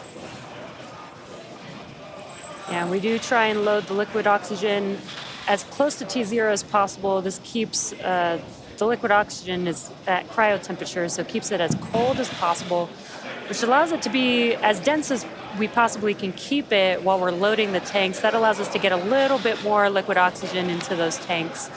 And as Kate mentioned, at T-minus 3 minutes, we should see stage 1 liquid oxygen loading completing, and at T-minus 2 minutes, that will be stage 2 liquid oxygen loading completion. And once we hit that T-minus 2 minute mark, that will conclude propellant loading for Falcon 9. We are coming up here just about 10 seconds or so for that call out of stage 1 liquid oxygen loading.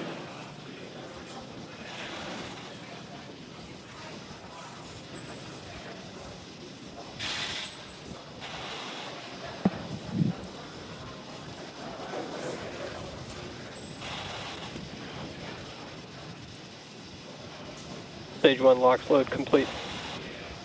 Okay, there's the call out. Dragon is in terminal count and on internal power. Dragon's on internal power. First stage, propellant tanks are loaded. Next major event, approximately T-minus 2 minutes, liquid oxygen load completes on the second stage. After that, at about T-minus 1 minute and 30 seconds or so, we will tell the crew to expect loud venting as we depressurize and drain the lines up the side of the strong back. And then as we get down inside the last minute 45 and then 1 minute, we'll get Dragon into countdown. Falcon 9 computers will go to startup.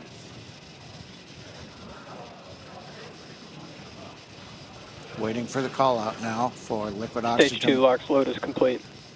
And there we go, LOX loading complete on second stage. All major propellant activities are complete. Dragon is in auto idle. Dragon's gone to auto idle, one of the states in its flight computer.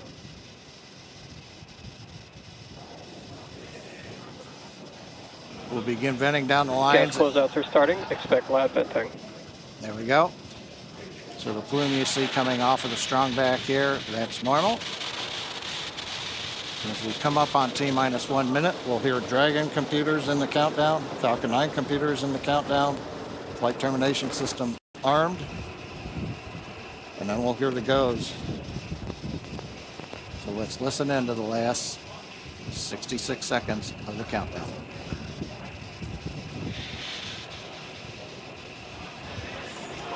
FTS is armed, Falcon 9 is in startup and is now controlling. Dragon is in countdown.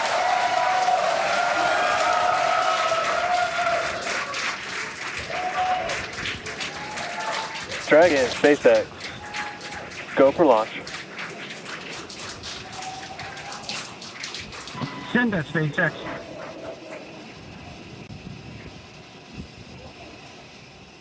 T-minus 30 seconds.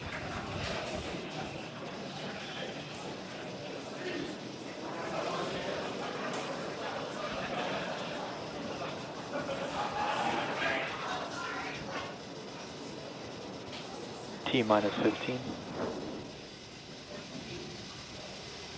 T-minus 10, 9, 8, 7, 6, 5, 4, 3, 2, 1. Ignition, and go Falcon, go Polaris. Copy, 1 Alpha. Vehicle is pitching downrange. Stage 1 propulsion is nominal.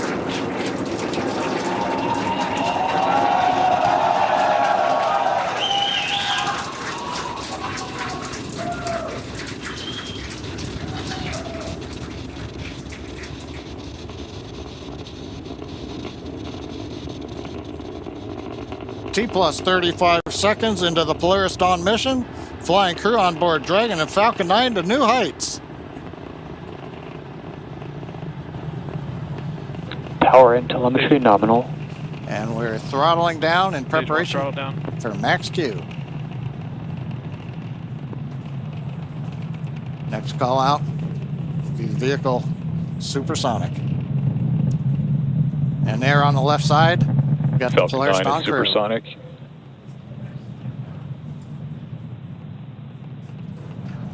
Thumbs up from the pilot on the left side there. Max Q. We're throttled back throttle up to power. 1 Bravo. And we heard the call out 1 Bravo. Copy, 1 Bravo. That just tells the crew what would happen should they need to initiate anything. But right now, everybody making nominal callouts on Falcon 9.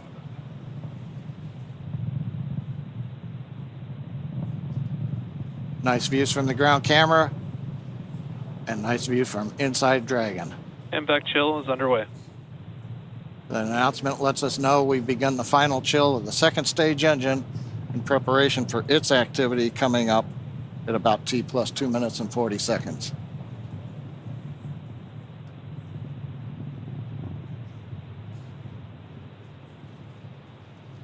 Two minutes into flight. Everything continues to look good.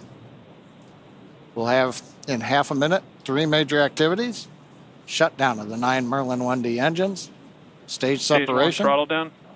and then ignition of the second stage engine. Throttle down, we're holding a constant acceleration now for the crew just below 4 Gs.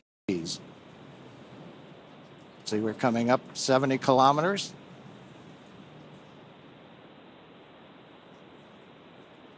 Preparing for MECO.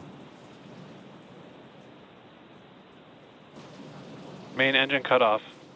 2 Alpha. Stage separation confirmed. Copy, 2 Alpha.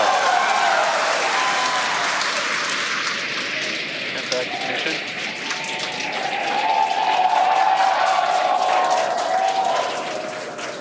As you can tell by the cheers behind us and the views on your screen, the first stage booster now on its way to attempt landing on Just Read the Instructions.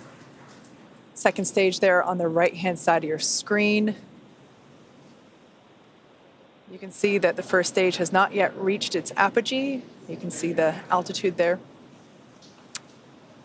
Lots of thumbs up there, excuse me, from pilot Scott Kid Poteet. Now 3.5 minutes into the Polaris Dawn mission. First stage continuing to make its way up to its apogee. We'll see that altitude begin to slow down. Dragon SpaceX trajectory nominal.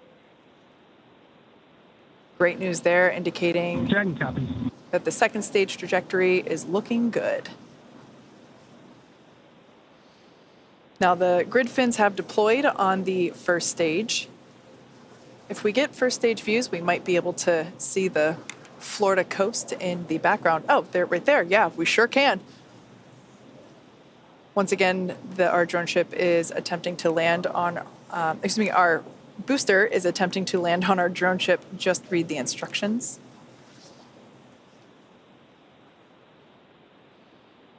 Now, the next event coming up will be the entry burn, taking place around T plus 7.5 minutes.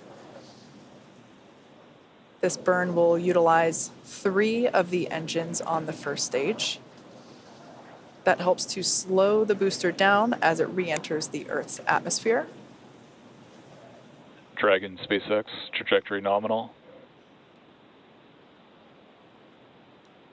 Dragon copies. Following the entry burn, we will see the landing burn, and that'll be around T plus 9 minutes.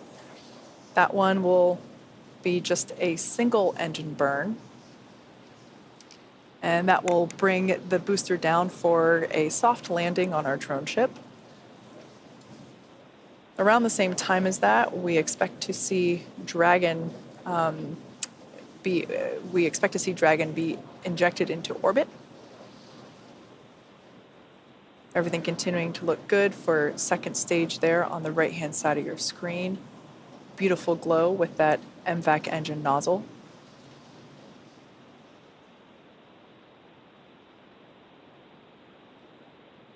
We can see the crew settling Dragon quite... SpaceX, trajectory nominal.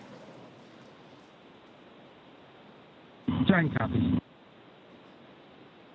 Crew seems pretty comfortable there at T plus 6 minutes. They're at about 4 Gs, and everything looks good.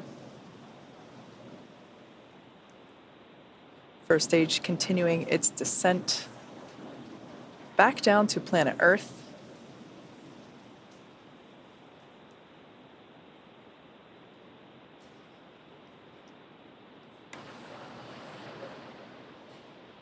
We can see the crew remain with their visors down in the locked position. That'll remain that way until they are in orbit.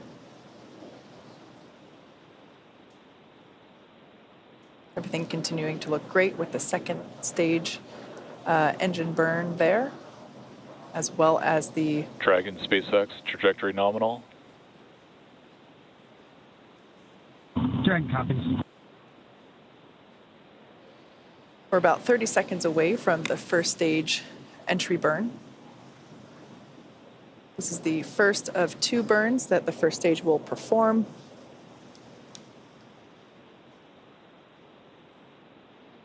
Designed to help reduce the amount of drag experienced by the first stage.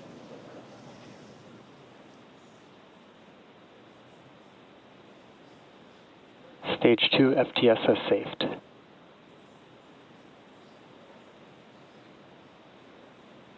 All right, standing by for entry burn begin on the first stage, there on the left-hand side of your screen.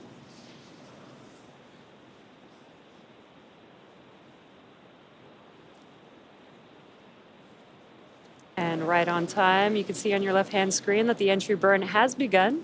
There's 3 engines lit on that first stage vehicle. And this is about a 29-second burn and helps slow the vehicle down as it's re-entering the Earth's atmosphere.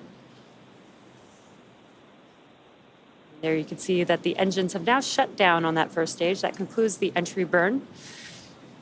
And the cool part about this with the stage 1 vehicle returning back to Earth is we get to fully utilize the atmosphere. The atmosphere actually... Stage 2 is in terminal guidance. The atmosphere actually scrubs about 70% of the velocity on the vehicle. So we use that entry burn to help slow the vehicle down. Then we utilize the atmosphere and the drag from the atmosphere to slow the vehicle down. And then we do have 1 single burn for the landing burn. Copy. Shannon.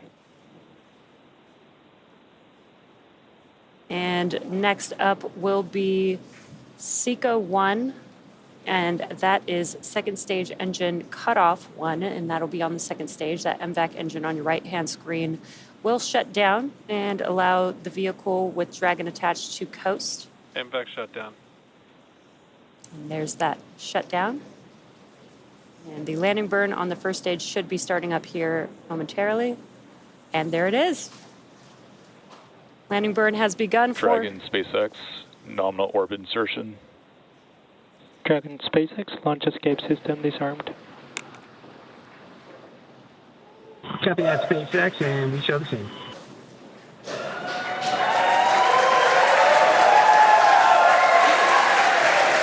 And a lot of events happening right there, but you can see that the stage 1 vehicle has touched down. Just read the instructions. A very excited crowd there. Here in Hawthorne, we've also confirmed MVAC engine shutdown and orbital insertion of the second stage with the crew on board. Yeah, honestly, a pretty impressive crowd for 2:30 in the morning here. We can see the crew enjoying their first taste of microgravity there on the left-hand side of your screen. Now that the MVAC engine has shut down, they are able to just kind of float free. We might catch a glimpse of the zero-G indicator. Can't quite tell if they've. Oh, it looks like it's in the upper right-hand corner. It'll come back into view here. Once again, they will keep their visors on until given the okay by core here on the ground.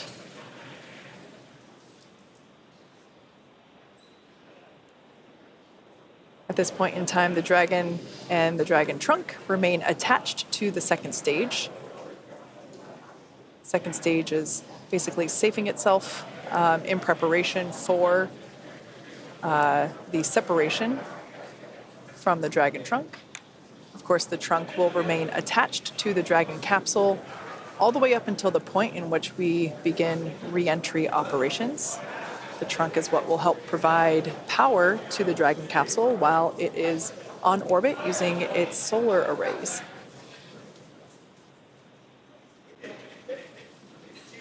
Looks like our first clear view of planet Earth there, our first of many for this mission.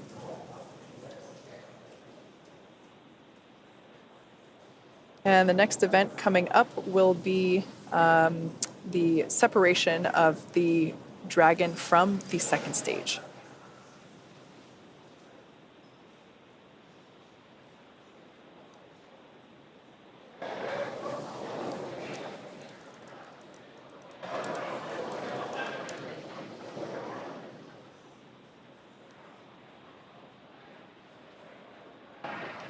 I believe this view here is, yep, it's of the trunk.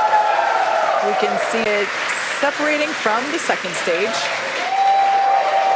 A gorgeous view.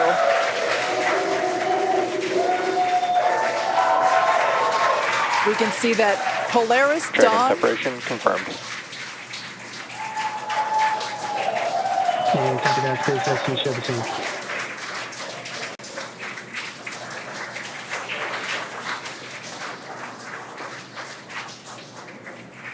Polaris Dawn flying free into the sunrise.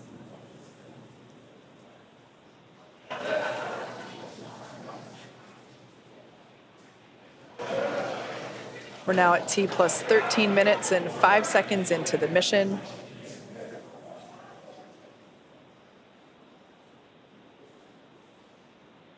Next major event will be nose cone deploy. Dragon, SpaceX. Today you embark on a journey not just for yourselves, but for all of humanity. Each of you has trained tirelessly and prepared rigorously for this moment, the moment where we reach higher into space than ever before. As you gaze towards the North Star, remember that your courage lights the path for future explorers. We trust in your skills, your bravery, and your teamwork to carry out the mission that lies ahead. Know that the entire team back here is with you every step, watching, supporting, and cheering you on as you walk into space. We are sending you hugs from the ground. Godspeed, Polaris Dawn crew. May you make history and come home safely. Now words from our CE. Dragon, CE, welcome to orbit.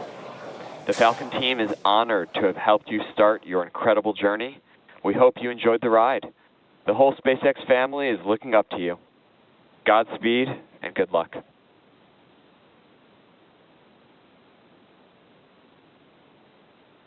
LD, CE, message received. We appreciate the kind words. We wouldn't be on this journey without all 14,000 of you back at SpaceX and everyone else cheering us on. We appreciate it, and we're going to get to work now.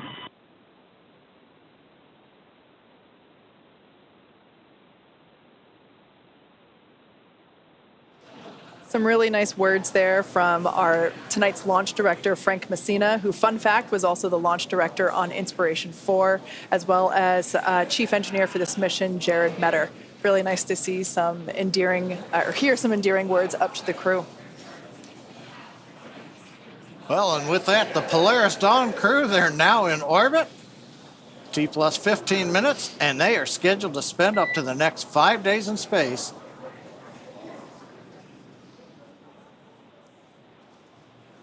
We heard that tone for a minute. We thought we might hear from the crew, but they're going to spend the next 5 days in space before splashing down off the coast of Florida.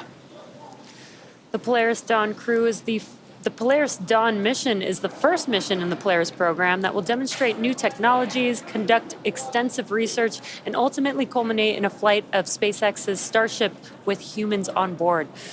All of this while continuing to raise funds and awareness for important causes here on Earth. You can learn more about the Polaris Dawn program and the Polaris program at polarisprogram.com. This mission will fly higher than any Dragon mission to date, attempting to reach the highest Earth orbit ever flown for a crewed spacecraft, breaking the record set by Gemini 11 half a century ago. And there it looks like we can see some nose cone separation action happening. Now, the Polaris Dawn crew will also be the first to test the Starlink laser-based communications in space. Over the course of the mission, we'll be checking in periodically with the crew. Next up, Dragon will initiate a 2-day pre-breathe process to prepare the crew for their upcoming spacewalk, and that'll be this Thursday, September 12th.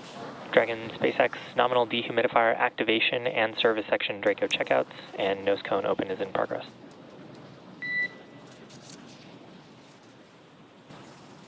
Copy that, SpaceX. We are tracking.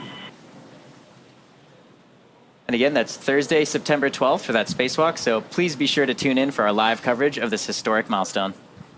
And of course, we will also be back to bring you live coverage of Splashdown when the crew returns back to Earth. You can stay on top of any potential live events from the crew by following us on X at SpaceX.